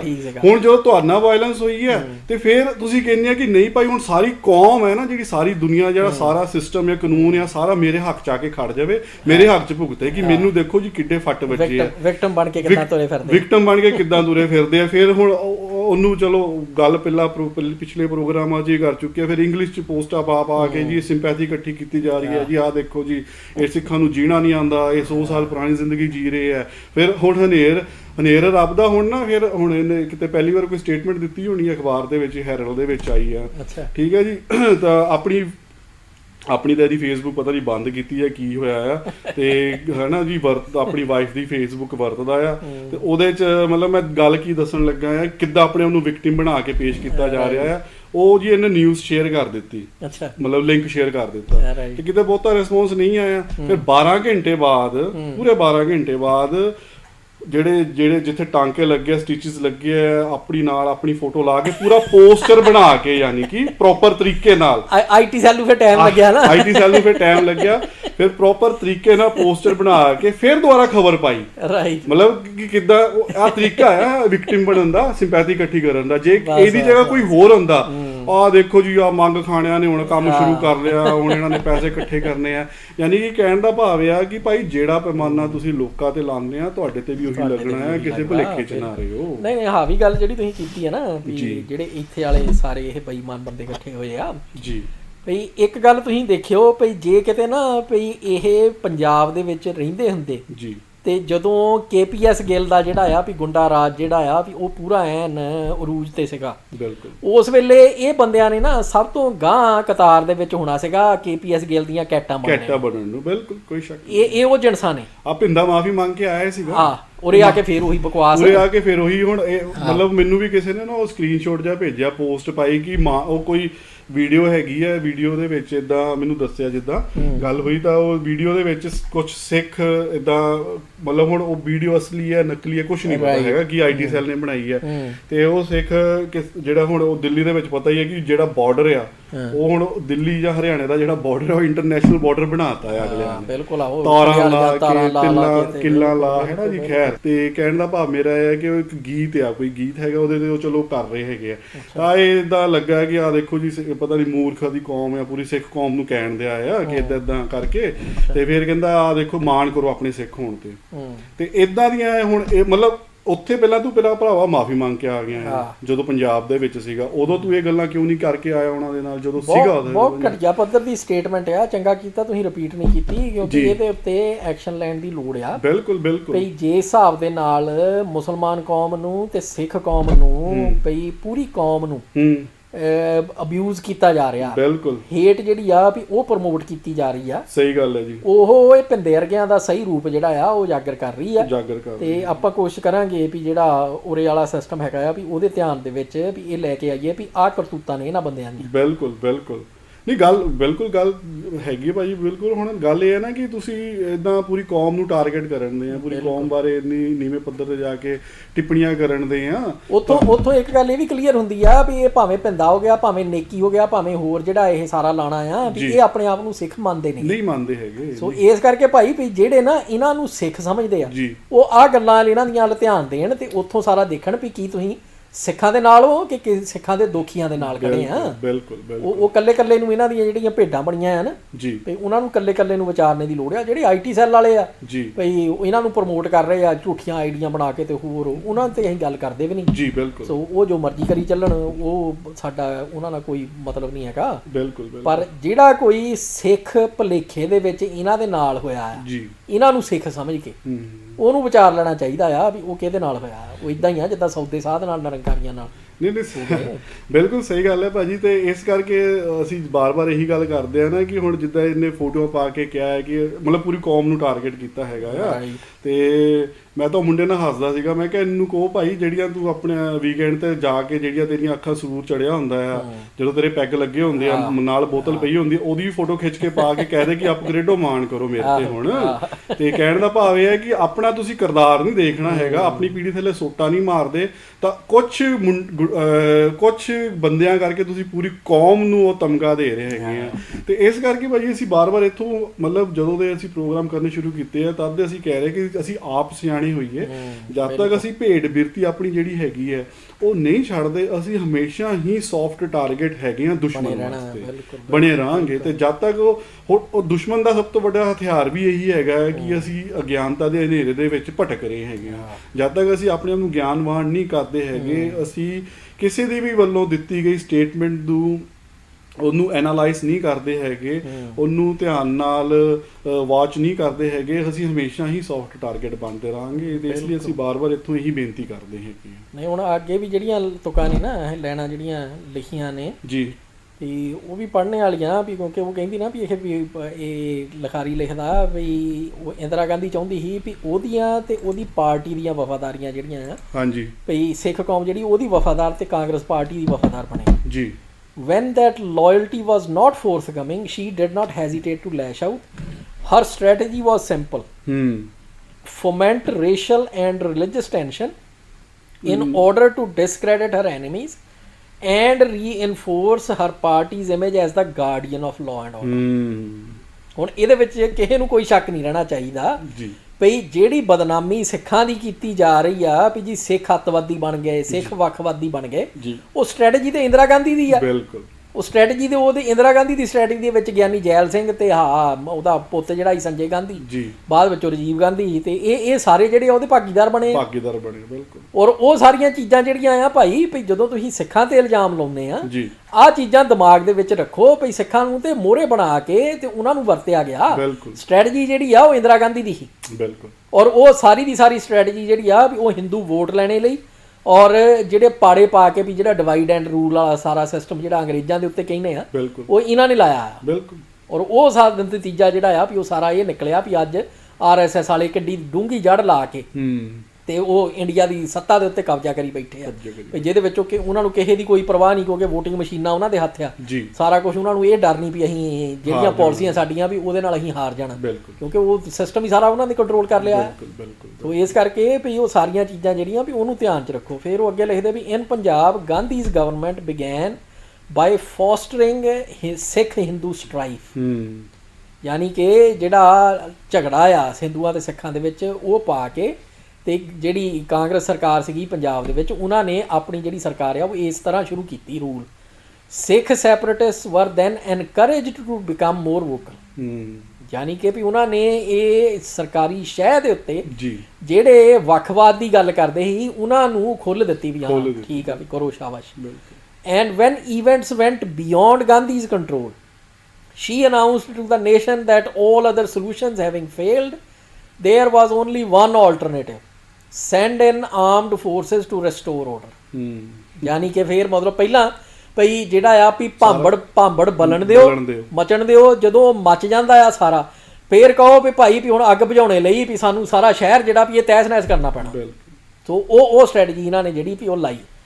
ਤੇ ਉਹ ਤੋਂ ਬਾਅਦ ਲਿਖਦੇ ਨੇ ਵੀ she failed to anticipate that Sikhs all over the world would rise to the defense of their religion with the traditional battle cry ਰਾਜ ਕਰੇਗਾ Khalsa, the pure shall rule. ਸੋ ਉਹ ਜਿਹੜਾ ਆ ਵੀ ਇਹ ਬਹੁਤ ਵਧੀਆ ਇੱਕ ਕਹ ਲਓ ਵੀ ਬਰੀਫ ਦੇ ਵਿੱਚ ਉਹਨਾਂ ਨੇ ਵੀ ਸੋਹਣਾ ਇੱਕ ਓਵਰਵਿਊ ਜਿਹੜਾ ਆ ਵੀ ਉਹ ਦੇ ਦਿੱਤਾ ਵੀ ਜਿਹਦੇ ਉੱਤੇ ਸਾਨੂੰ ਸਾਰਿਆਂ ਨੂੰ ਵਿਚਾਰ ਕਰਨੇ ਦੀ ਲੋੜ ਆ। ਭਈ ਜਦੋਂ ਅਸੀਂ ਈਵਨ ਡਿਫੈਂਡ ਵੀ ਕਰਦੇ ਹਾਂ ਆਪਣੇ ਰਾਈਟ, ਤੇ ਇਹ ਜ਼ਰੂਰ ਕਹਿ ਲਓ ਵੀ ਦਿਮਾਗ ਦੇ ਵਿੱਚ ਰੱਖੀਏ ਵੀ ਜੋ ਕੁਝ ਵੀ ਹੋਇਆ ਹੈ ਉਹ ਸ਼ੁਰੂ ਜਿਹੜਾ ਕਰਵਾਇਆ ਔਰ ਜਿਹੜੀ ਸ਼ਹਿ ਦਿੱਤੀ ਆ, ਜਿਹੜੀ ਖੁੱਲ੍ਹ ਦਿੱਤੀ ਆ, ਉਹ ਸਾਰੀ ਦੀ ਸਾਰੀ ਸਰਕਾਰੀ ਨਿਜ਼ਾਮ ਨੇ ਦਿੱਤੀ ਸੀ ਔਰ ਉਹਦੇ ਅਧੀਨ ਹੀ ਉਹਨਾਂ ਨੇ ਹਰੇਕ ਨੂੰ ਮੋਹਰੇ ਵਜੋਂ ਵਰਤਿਆ ਹੈ। ਉਹ ਭਾਵੇਂ ਉਹ ਬੰਦਾ ਜਿਹੜਾ ਆ ਵੀ ਉਹ ਅਵੇਅਰ ਹੋਵੇ ਭਾਵੇਂ ਨਾ ਹੋਵੇ, ਕੁਛ ਜਿਹੜੇ ਸੀਗੇ ਉਹ ਤੇ ਪਿਓਰਲੀ ਸਰਕਾਰੀ ਮੋਹਰਿਆਂ ਵਜੋਂ ਹੀ ਵਿੱਚ ਰਹੇ, ਕੁਛ ਸੀਗੇ ਵੀ ਜਿਹੜੇ ਸਰਕਾਰੀ ਮੋਹਰੇ ਬਣਾ ਦਿੱਤੇ ਗਏ ਉਹਨਾਂ ਦੀ ਜਾਣਕਾਰੀ ਤੋਂ ਬਿਨਾਂ। ਸੋ ਉਹ ਸਾਰੀਆਂ ਚੀਜ਼ਾਂ ਜਿਹੜੀਆਂ ਆ, ਪਰ ਅਲਟੀਮੇਟਲੀ ਦਿਮਾਗ ਦੇ ਵਿੱਚ ਇਹ ਗੱਲ ਰੱਖਣ ਦੀ ਲੋੜ ਆ ਵੀ ਖੇਡ ਸਾਰੀ ਸਰਕਾਰੀ ਸੀ। ਸੋ ਉਹ ਸਾਰਾ ਕੁਝ ਜਿਹੜਾ ਆ ਉਹ ਸਰਕਾਰੀ ਸ਼ਹਿ ਦੇ ਅਧੀਨ, ਸਰਕਾਰੀ ਪਲਾਨਾਂ ਦੇ ਅਧੀਨ ਹੀ ਹੋ ਰਿਹਾ ਸੀ। ਪਿਕਚਰ ਕਲੀਅਰ ਹੋ ਜਾਂਦੀ ਹੈ ਨਾ ਭਾਈ, ਜਦੋਂ ਤੁਸੀਂ ਇੱਕ ਬੇਸਿਕਸ ਚੀਜ਼ਾਂ ਨੂੰ ਦਿਮਾਗ 'ਚ ਰੱਖ ਲੈਂਦੇ ਆ, ਜਿੱਦਾਂ ਮੈਥ ਦਾ ਫਾਰਮੂਲਾ ਹੁੰਦਾ, ਜਦੋਂ ਫਾਰਮੂਲਾ ਤੁਹਾਡੇ ਦਿਮਾਗ 'ਚ ਫਿੱਟ ਹੋ ਗਿਆ, ਜਿਹੜੀ ਮਰਜ਼ੀ ਇਕੁਏਸ਼ਨ ਆ ਜਾਏ ਤੁਸੀਂ ਸੋਲਵ ਕਰ ਲੈਣੀ ਆ। ਜਦੋਂ ਤੁਸੀਂ ਇਹ ਬੇਸਿਕ ਫਾਰਮੂਲਾ ਦਿਮਾਗ 'ਚ ਫਿੱਟ ਕਰ ਲਿਆ ਨਾ ਕਿ ਭਾਈ ਸਾਰੀ ਸਰਕਾਰੀ ਖੇਡ ਸੀਗੀ ਜਾਂ ਸਰਕਾਰੀ ਖੇਡ ਦਾ ਹਿੱਸਾ ਸੀਗਾ ਜਾਂ ਉਹਨਾਂ ਨੇ ਕਿੱਦਾਂ ਮੋਹਰੇ ਬਣਾਏ, ਤਾਂ ਤੁਹਾਨੂੰ ਸਾਰੀ ਪਿਕਚਰ ਕਲੀਅਰ ਹੋ ਜਾਂਦੀ ਹੈ। ਕਿਉਂਕਿ ਉਹ ਚੀਜ਼ ਭਾਈ ਜਿੱਦਾਂ ਹੁਣ ਰਿਲੀਜੀਅਸ ਦੀ ਗੱਲ ਕਰਦੇ ਆ, ਜਿੱਦਾਂ ਹੈ ਨਾ ਕਿ ਕਿੱਦਾਂ ਉਹ ਰਿਲੀਜੀਅਸ ਟੈਂਸ਼ਨ ਕ੍ਰੀਏਟ ਕਰਦੇ ਆ, ਉਹ ਫਾਰਮੂਲਾ ਪਹਿਲਾਂ ਵੀ ਵਰਤਿਆ ਜਾਂਦਾ ਸੀਗਾ ਤੇ ਅੱਜ ਵੀ ਉਹੀ ਵਰਤਿਆ ਜਾਂਦਾ। ਬਿਲਕੁਲ। ਹੁਣ ਇਹਨੂੰ ਜੇ ਥੋੜਾ ਜਿਹਾ ਇਹਨੂੰ ਆਪਾਂ ਛੋਟੇ ਪੱਧਰ ਤੇ ਲਿਆਈਏ, ਹੁਣ ਜੇ ਧਰਮ ਦੇ ਅੰਦਰ ਦੀ ਵੀ ਗੱਲ ਕਰੀਏ, ਹੁਣ ਰਿਲੀਜੀਅਸ ਟੈਂਸ਼ਨ ਬੇਸਿਕਲੀ ਕੀ ਹੈਗੀ ਹੈ? ਵਿਚਾਰਾਂ ਦਾ ਵਖਰੇਵਾਂ। ਵਿਚਾਰਾਂ ਦੇ ਵਖਰੇਵੇਂ ਨੂੰ ਤੁਸੀਂ ਇੰਨੀ ਹਵਾ ਦੇ ਦਿਓ ਕਿ ਉਹ ਭਾਂਬੜ ਮੱਚ ਜਾਣ, ਭਾਂਬੜ ਮੱਚ ਜੇ ਫਿਰ ਅੱਗ ਲੱਗੇ, ਫਿਰ ਅੱਗ ਨੂੰ ਬੁਝਾਉਣ ਦਾ ਤੁਸੀਂ ਡਰਾਮਾ ਕਰੋ। ਹੁਣ ਜਦੋਂ ਧਰਮ ਦੇ ਅੰਦਰ ਦੀ ਵੀ ਇਹ ਹੁਣ ਅਪਗ੍ਰੇਡਾਂ ਦੀ ਜਾਂ ਢੱਡਰੀਆਂ ਵਾਲੇ ਦੀ ਵੀ ਇਹੀ ਪਾਲਿਸੀ ਸ਼ੁਰੂ ਤੋਂ ਰਹੀ ਹੈ। ਕਦੇ ਕਿਸੇ ਜਾਗਰੂਕ ਪ੍ਰਚਾਰਕ ਖਿਲਾਫ, ਜਾਂ ਜਿੱਦਾਂ ਸਰਬਜੀਤ ਸਿੰਘ ਧੁੰਦਾ ਹੋ ਗਏ ਜਾਂ ਭਾਈ ਪੰਥਪ੍ਰੀਤ ਸਿੰਘ ਹੋਣੇ, ਉਹਨਾਂ ਦੇ ਖਿਲਾਫ ਇਹੋ ਜਿਹੀਆਂ ਘਟੀਆ ਪੱਧਰ ਦੀ ਸਟੇਟਮੈਂਟਾਂ ਦੇ ਦੇਣੀਆਂ, ਜਿਹਦੇ ਨਾਲ ਕੀ ਹੈ ਕਿ ਲੋਕਾਂ ਦੇ ਦਿਮਾਗ ਦੇ ਵਿੱਚ ਆਪਣੀ ਵੱਲੋਂ ਇਹ ਸ਼ੱਕ ਦੇ ਬੀਜ ਪਾਉਣ ਦੀ ਕੋਸ਼ਿਸ਼ ਕਰਦੇ ਸੀਗੇ ਕਿ ਉਹਨਾਂ ਦੇ ਦਿਮਾਗ ਦੇ ਵਿੱਚ ਇੱਦਾਂ ਦੀਆਂ ਸਟੇਟਮੈਂਟਾਂ ਸੁੱਟ ਦਿੱਤੀਆਂ ਜਾਣ ਜਿਹਨਾਂ ਦੇ ਨਾਲ ਉਹ ਪੰਥਪ੍ਰੀਤ ਜਾਂ ਭਾਈ ਸਰਬਜੀਤ ਸਿੰਘ ਧੁੰਦਾ ਦੇ ਕੀਤੇ ਕੰਮਾਂ ਤੇ ਸ਼ੱਕ ਕਰਨ ਲੱਗ ਜਾਣ, ਤੇ ਜਿਹਦੇ ਨਾਲ ਅੱਗ ਲੱਗੇ, ਭਾਂਬੜ ਮਚੇ। ਫਿਰ ਭਾਂਬੜ ਮੱਚ ਕੇ ਫਿਰ ਅਸੀਂ ਏਦਾਂ ਪਾਣੀ ਪਾ ਕੇ ਉਹਨੂੰ ਆਪਾਂ ਆਪਣੇ ਆਪ ਨੂੰ ਹੀਰੋ ਬਣਾਈ ਕਿ ਦੇਖਿਆ ਜੀ ਅਸੀਂ ਕੌਮ ਦੇ ਅਸਲੀ ਖੈਰ ਖਵਾ ਅਸੀਂ ਹਾਂ, ਅਸੀਂ ਕੌਮ ਨੂੰ ਲੀਡ ਕਰਨਾ ਆ, ਅਸੀਂ ਕੌਮ ਨੂੰ ਕਿਤੇ ਲੈ ਕੇ ਜਾਣਾ ਚਾਹੁੰਦੇ ਹਾਂ। ਇੰਦਰਾ ਗਾਂਧੀ ਨੇ ਵੀ ਇਹੀ ਕੀਤਾ ਸੀਗਾ। ਉਹ ਪੈਟਰਨ ਕਿਤੇ ਨਾ ਕਿਤੇ 19-21 ਦੇ ਫਰਕ ਨਾਲ ਸੇਮ ਹੀ ਸਾਰੇ ਪਾਸੇ ਲੱਗ ਰਿਹਾ ਹੈਗਾ। ਬਿਲਕੁਲ। ਪਰ ਇੱਕ ਗੱਲ ਸਾਡੇ ਵੀ ਵਿਚਾਰਨੇ ਵਾਲੀ ਆ ਵੀ ਉਹਦੇ ਲਈ ਆਪਾਂ ਪਹਿਲਾਂ ਤੇ ਜਾਈਏ ਬਾਬਾ ਬੰਦਾ ਸਿੰਘ ਦੇ ਟਾਈਮ ਦੇ ਉੱਤੇ ਜੀ, ਭਈ ਜਦੋਂ ਜਿਹੜਾ ਸਰਹੰਦ ਦਾ ਦੀਵਾਨ ਸੀਗਾ ਭਈ ਸੁੱਚਾਨੰਦ, ਹਾਂਜੀ, ਉਹਦਾ ਜਿਹੜਾ ਭਤੀਜਾ ਆ ਉਹ 1000 ਬੰਦਾ ਲੈ ਕੇ ਤੇ ਸਿੱਖਾਂ ਦੇ ਕੋਲੇ ਆਉਂਦਾ ਆ ਭਈ ਮੈਂ ਵੀ ਇਹ ਵੀ ਤੁਹਾਡੇ ਨਿਸ਼ਾਨ ਸਾਹਿਬ ਦੇ ਥੱਲੇ ਲੜਨਾ, ਭਈ ਜੋ ਹੋਇਆ ਆ ਸਿੱਖ ਕੌਮ ਦੇ ਨਾਲ ਵੀ ਉਹਦੇ ਲਈ ਨਿਆਂ ਲੈਣਾ ਆਪਾਂ ਜੀ। ਬਾਬਾ ਬੰਦਾ ਸਿੰਘ ਨੇ ਇਹ ਨਹੀਂ ਕਿਹਾ ਵੀ ਤੂੰ ਤੇ ਗਦਾਰ ਆ, ਵੀ ਜਾਂ ਤੂੰ ਗਦਾਰਾਂ ਵੱਲੋਂ ਆਇਆ ਵੀ ਤੂੰ ਸਾਨੂੰ ਧੋਖਾ ਦੇਂਗਾ। ਉਹਨਾਂ ਨੇ ਕਿਹਾ ਵੀ ਠੀਕ ਆ, ਵੀ ਭਾਈ ਵੀ ਤੂੰ ਕਹਿਣਾ ਆ ਵੀ ਮੈਂ ਤੁਹਾਡੇ ਨਾਲ ਆ, ਵੀ ਠੀਕ ਆ ਵੀ ਆ ਜਾ। ਪਰ ਸੰਭਾਵਨਾ ਜਿਹੜੀ ਸੀਗੀ ਵੀ ਇਹ ਧੋਖਾ ਦਊਗਾ, ਉਹ ਸੰਭਾਵਨਾ ਲਈ ਉਹਨਾਂ ਨੇ ਆਪਣਾ ਜਿਹੜਾ ਕਾਊਂਟਰ ਅਟੈਕ ਸੀਗਾ ਵੀ ਉਹਦੀ ਤਿਆਰੀ ਕਰ ਲਈ। ਹੁਣ ਹੋਇਆ ਐਗਜ਼ੈਕਟਲੀ ਉਹੀ ਆ ਵੀ ਉਹਨੇ ਜਦੋਂ ਸਿੱਖਾਂ ਨੇ ਹਮਲਾ ਕੀਤਾ ਤੇ ਉਹਨੇ ਧੋਖਾ ਦਿੱਤਾ ਜਿਹੜਾ ਸੁੱਚਾਨੰਦ ਭਤੀਜਾ, ਪਰ ਉਹਦੇ ਧੋਖੇ ਦੀ ਤਿਆਰੀ ਜਿਹੜੀ ਆ ਉਹ ਸਿੱਖਾਂ ਨੇ ਪਹਿਲਾਂ ਕੀਤੀ ਹੋਈ ਸੀ। ਸੋ ਇਸ ਕਰਕੇ ਉਹ ਸੰਭਾਵਨਾ ਲੈ ਕੇ ਚੱਲੀਏ। ਜੇ ਉਹ ਪਹਿਲਾਂ ਕਹਿ ਦਿੰਦੇ ਪਈ ਜੀ ਵੀ ਅਖੇ ਵੀ ਤੂੰ ਤੇ ਠਾ ਗਿਆ, ਵੀ ਤੂੰ ਇੱਥੋਂ ਦਫਾ ਹੋ ਜਾ, ਤੇ ਉਹਨੇ ਇਤਿਹਾਸ ਦੇ ਵਿੱਚ ਇਹ ਰੌਲਾ ਪਾਉਣਾ ਸੀਗਾ ਪਰ ਮੈਂ ਤੇ ਦੇਖੋ ਜੀ ਵੀ ਗੁਰੂ ਦੀ ਸ਼ਰਨ ਆਇਆ ਸੀ, ਮੈਂ ਤੇ ਗੁਰੂ ਦੇ ਸਿਧਾਂਤ ਲਈ ਲੜਨ ਆਇਆ ਸੀ ਤੇ ਮੈਨੂੰ ਇਹਨਾਂ ਨੇ ਦਰਕਾਰ ਦਿੱਤਾ। ਸਹੀ ਗੱਲ। ਹੁਣ ਉਹ ਸਾਰਾ ਕੁਝ ਜਿਹੜਾ ਆ ਉਹਦੇ ਵਿੱਚ ਸਾਡੇ ਲਈ ਸਬਕ ਇਹ ਆ ਭਈ ਅਸੀਂ ਜਦੋਂ ਕਿਸੇ ਲਈ ਵੀ ਕੋਈ ਸਰਟੀਫਿਕੇਟ ਵੰਡ ਦਿੰਦੇ ਆ, ਜਦੋਂ ਸਰਟੀਫਿਕੇਟ ਵੰਡ ਦਿੱਤਾ ਉਹ ਤੋਂ ਬਾਅਦ ਤੁਸੀਂ ਚਾਹੋ ਨਾ ਚਾਹੋ ਤੁਸੀਂ ਬਦੋਬਦੀ ਨਾ ਆਪਣੇ ਦਿੱਤੇ ਸਰਟੀਫਿਕੇਟ ਦੀ ਡਿਫੈਂਸ ਜਿਹੜੀ ਆ ਉਹ ਕਰਨ ਲੱਗ ਪੈਂਦੇ। ਸੋ ਇਸ ਕਰਕੇ ਵੀ ਆਪਾਂ ਗਰੇਜ ਕਰੀਏ ਭਈ ਸਰਟੀਫਿਕੇਟ ਕਿਸੇ ਨੂੰ ਛੇਤੀ ਕਿਤੇ ਨਾ ਦਈਏ, ਨਾ ਕੌਮ ਦੇ ਹੀਰੋ ਦਾ ਤੇ ਨਾ ਕੌਮ ਦੇ ਗਦਾਰ ਦਾ। ਸਹੀ ਗੱਲ ਹੈ ਜੀ। ਉਹ ਭਾਵੇਂ ਅੱਜ ਦਾ ਜਿਹੜਾ ਆ ਇਹ ਕਿਰਸਾਨੀ ਵਾਲਾ ਐਜੀਟੇਸ਼ਨ ਉਹਦੇ ਵਿੱਚ ਆ, ਭਾਵੇਂ ਦੀਪ ਸਿੱਧੂ ਆ, ਭਾਵੇਂ ਹੋਰ ਆ ਬੰਦੇ ਜਿਹੜੇ ਇਨਵੋਲਵ, ਨਾ ਉਹਨਾਂ ਨੂੰ ਹੀਰੋ ਦਾ ਦਿਓ ਸਰਟੀਫਿਕੇਟ ਤੇ ਨਾ ਉਹਨਾਂ ਨੂੰ ਗਦਾਰ ਦਾ ਦਿਓ। ਭਈ ਥੋੜਾ ਜਿਹਾ ਠਰਮੇ ਦੇ ਨਾਲ ਚੱਲੋ, ਤੱਥਾਂ ਨੂੰ ਵਾਚੋ ਔਰ ਦੋਵੇਂ ਸੰਭਾਵਨਾਵਾਂ ਲੈ ਕੇ ਚੱਲੋ। ਭਈ ਇਹ ਹੀਰੋ ਵੀ ਹੋ ਸਕਦਾ ਆ, ਇਹ ਗਦਾਰ ਵੀ ਹੋ ਸਕਦਾ। ਜੇ ਇਹ ਹੀਰੋ ਆ ਤੇ ਉਹਦੀ ਵੀ ਸੰਭਾਵਨਾ ਲੈ ਕੇ ਚੱਲੋ। ਸਹੀ ਗੱਲ ਹੈ ਭਈ, ਤਾਂ ਕਿ ਵੀ ਜਿਹੜਾ ਹੀਰੋ ਨੇ ਫਾਇਦਾ ਕਰਨਾ ਆ ਉਹ ਤੋਂ ਵੀ ਵਾਂਝਿਆ ਨਾ ਰਹਿ ਜਾਓ, ਤੇ ਜੇ ਗਦਾਰ ਆ ਤੇ ਜਿਹੜਾ ਉਹਨੇ ਨੁਕਸਾਨ ਕਰਨਾ ਆ ਉਹਦੀ ਵੀ ਜਿਹੜੀ ਆ ਵੀ ਉਹ ਜਿਹੜੀ ਕਾਊਂਟਰ ਸਟ੍ਰੈਟਜੀ ਆ ਉਹ ਤਿਆਰ ਹੋਵੇ। ਸੋ ਜਿਹੜਾ ਮੌਕਾ ਆਉਂਦਾ ਉਹਦੇ ਮੁਤਾਬਕ ਵੀ ਤੁਹਾਡੀ ਤਿਆਰੀ ਹੋਣੀ ਜਿਹੜੀ ਉਹ ਜ਼ਰੂਰੀ ਆ, ਨਾ ਕਿ ਇਹ ਵੀ ਤੁਸੀਂ ਇੱਧਰ ਸਰਟੀਫਿਕੇਟ ਉੱਧਰ ਸਰਟੀਫਿਕੇਟ ਦੇ ਕੇ ਵੀ ਜਿਹੜੇ ਤੁਹਾਡੇ ਖੈਰ ਖੁਆਹ ਹੋਣ ਉਹਨਾਂ ਨੂੰ ਦਰਕਾਰ ਦਿਓ, ਤੇ ਜਿਹੜੇ ਤੁਹਾਡੇ ਕਹਿ ਲਓ ਵੀ ਦੋਖੀ ਹੋਣ ਉਹਨਾਂ ਨੂੰ ਤੁਸੀਂ ਕੋਲ ਬਿਠਾ ਕੇ ਤੇ ਫੇਰ ਕਹੋ ਵੀ ਅਖੇ ਵੀ ਜੀ ਸਭ ਕੁਝ ਰੁਲ ਗਿਆ। ਸੋ ਉਹ ਸਟ੍ਰੈਟਜੀ ਜਿਹੜੀ ਉਹ ਠੀਕ ਨਹੀਂ ਗਈ। ਸੋ ਉਹਦੇ ਤੋਂ ਥੋੜਾ ਜਿਹਾ ਸਾਨੂੰ ਗਰੇਜ ਕਰਨਾ ਚਾਹੀਦਾ। ਸਹੀ ਗੱਲ। ਮੈਨੂੰ ਤੁਹਾਡੇ ਸੁੱਚਾਨੰਦ ਦੇ ਭਤੀਜੇ ਦਾ ਐਗਜ਼ਾਮਪਲ ਤੋਂ ਏਦਾਂ ਗੱਲ ਜੁੜਦੀ ਨਜ਼ਰ ਆ ਰਹੀ ਸੀ ਕਿ ਮੈਂ ਕਿਹਾ ਇੱਕ ਭਤੀਜਾ ਸਾਡੇ ਕੋਲ ਹੈਗਾ ਭਿੰਦਾ। ਜਦੋਂ ਸਿੱਖਾਂ ਨੇ ਘੇਰਿਆ ਉੱਥੇ ਜਦੋਂ ਮਾਫੀ ਮੰਗ ਲਈ, ਸੰਭਾਵਨਾ ਰੱਖੀ ਸੀਗੀ ਕਿ ਇਹਨੇ ਉੱਥੇ ਜਾ ਕੇ ਆਪਣੀ ਔਕਾਤ ਦਿਖਾਣੀ ਹੈ ਵਾਪਸ, ਤਾਂ ਉੱਥੇ ਇਹਨਾਂ ਨੂੰ ਮਾਫ ਕਰ ਦਿੱਤਾ। ਫਿਰ ਜਦੋਂ ਇੱਥੇ ਨਿਊਜ਼ੀਲੈਂਡ ਵਾਪਸ ਆ ਗਿਆ ਫਿਰ ਗੱਦਾਰੀ ਕਹਿੰਦੇ ਆਪਣੀ ਜਿਹੜੀ ਇਹਦੇ ਖੂਨ ਚ ਸੀਗੀ ਉਹ ਇਹਨੇ ਫਿਰ ਉਹ ਬਾਹਰ ਲੈ ਕੇ ਆਇਆ। ਯਾਨੀ ਕਿ ਉਹ ਸੰਭਾਵਨਾ ਉਦੋਂ ਵੀ ਆਪਾਂ ਕਹਿੰਦੇ ਹੁੰਦੇ ਸੀ ਕਿ ਇਹ ਪੰਜਾਬ 'ਚ ਮਾਫੀ ਮੰਗ ਕੇ ਆਇਆ, ਇਹਨੇ ਇੱਥੇ ਆ ਕੇ ਫਿਰ ਆਪਣੀ ਔਕਾਤ ਦਿਖਾਣੀ ਹੈ, ਇਹਨੇ ਇਹਨੇ ਆਪਣੀ ਫਿਰ ਅਸਲ ਰੰਗ ਦਿਖਾ ਦੇਣੇ ਹੈਗੇ ਆ। ਤੇ ਉਹ ਗੱਲ ਬਿਲਕੁਲ ਉਹਦੇ ਨਾਲ ਜੋੜਦੀ ਸੁੱਚਾਨੰਦ ਦੇ ਭਤੀਜੇ ਦੇ ਨਾਲ। ਤਾਂ ਖੈਰ ਭਾਜੀ ਮੁੜ ਕੇ ਗੱਲ ਵਾਰ-ਵਾਰ ਉੱਥੇ ਹੀ ਆਉਂਦੀ ਹੈਗੀ ਹੈ ਕਿ ਜਦ ਤੱਕ ਅਸੀਂ ਆਪਣੇ ਆਪ ਨੂੰ ਅਵੇਅਰ ਨਹੀਂ ਕਰਦੇ। ਜਿਹੜੇ ਵੀ ਮੁੱਦੇ ਸਾਡੇ ਆਲੇ ਦੁਆਲੇ ਚੱਲ ਰਹੇ ਹੈਗੇ ਆ, ਜਿੱਦਾਂ ਦੇ ਵੀ ਚੱਲ ਰਹੇ ਆ, ਚਾਹੇ ਪੋਲੀਟੀਕਲ ਆ ਚਾਹੇ ਧਾਰਮਿਕ ਹੈਗੇ ਆ, ਜਦ ਤੱਕ ਅਸੀਂ ਆਪਣੇ ਆਪ ਨੂੰ ਅਵੇਅਰ ਨਹੀਂ ਕਰਦੇ ਅਸੀਂ ਕਿਤੇ ਨਾ ਕਿਤੇ ਉਹਨਾਂ ਮੁੱਦਿਆਂ ਦਾ ਸ਼ਿਕਾਰ ਬਣ ਜਾਣਾ ਆ, ਤੇ ਉਹਨਾਂ ਮੁੱਦਿਆਂ ਦਾ ਸ਼ਿਕਾਰ ਬਣ ਕੇ ਅਸੀਂ ਆਪਣਾ ਹੀ ਤੇ ਆਪਣੀ ਕੌਮ ਦਾ ਨੁਕਸਾਨ ਕਰ ਲੈਣਾ ਆ। ਇਸ ਲਈ ਵੀਰਾਂ ਤੇ ਭੈਣਾਂ ਨੂੰ ਬਾਰ-ਬਾਰ ਅਸੀਂ ਇੱਥੋਂ ਇਹੀ ਬੇਨਤੀ ਕਰਦੇ ਹਾਂ ਕਿ ਜਿੰਨਾ ਹੋ ਸਕਦਾ ਹੈ ਆਪਣੇ ਆਪ ਨੂੰ ਅਵੇਅਰ ਕਰੋ ਮੁੱਦਿਆਂ ਪ੍ਰਤੀ, ਚਾਹੇ ਉਹ ਰਾਜਨੀਤਿਕ ਨੇ ਚਾਹੇ ਧਾਰਮਿਕ ਨੇ, ਤੇ ਅਵੇਅਰ ਕਰਕੇ ਆਪਣੇ ਤੁਸੀਂ ਇੱਕ ਸੋਚ ਬਣਾਓ, ਤੇ ਉਸ ਸੋਚ ਦੇ ਐਂਗਲ ਤੋਂ ਤੁਸੀਂ ਉਹਨਾਂ ਮੁੱਦਿਆਂ ਨੂੰ ਦੇਖਣ ਦੀ ਕੋਸ਼ਿਸ਼ ਕਰੋ, ਤਾਂ ਹੀ ਤੁਸੀਂ ਜਿਹੜੀ ਸੱਚਾਈ ਆ ਉਹਨੂੰ ਜਾਣ ਸਕੋਗੇ। ਤੇ ਇਸੇ ਹੀ ਨੋਟ ਤੇ ਫਿਰ ਅੱਜ ਦੇ ਪ੍ਰੋਗਰਾਮ ਨੂੰ ਅਸੀਂ ਸਮਾਪਤ ਕਰਦੇ ਹਾਂ। ਸਾਡੇ ਦੋਹਾਂ ਵੱਲੋਂ ਵਾਹਿਗੁਰੂ ਜੀ ਕਾ ਖਾਲਸਾ, ਵਾਹਿਗੁਰੂ ਜੀ ਕੀ ਫਤਿਹ।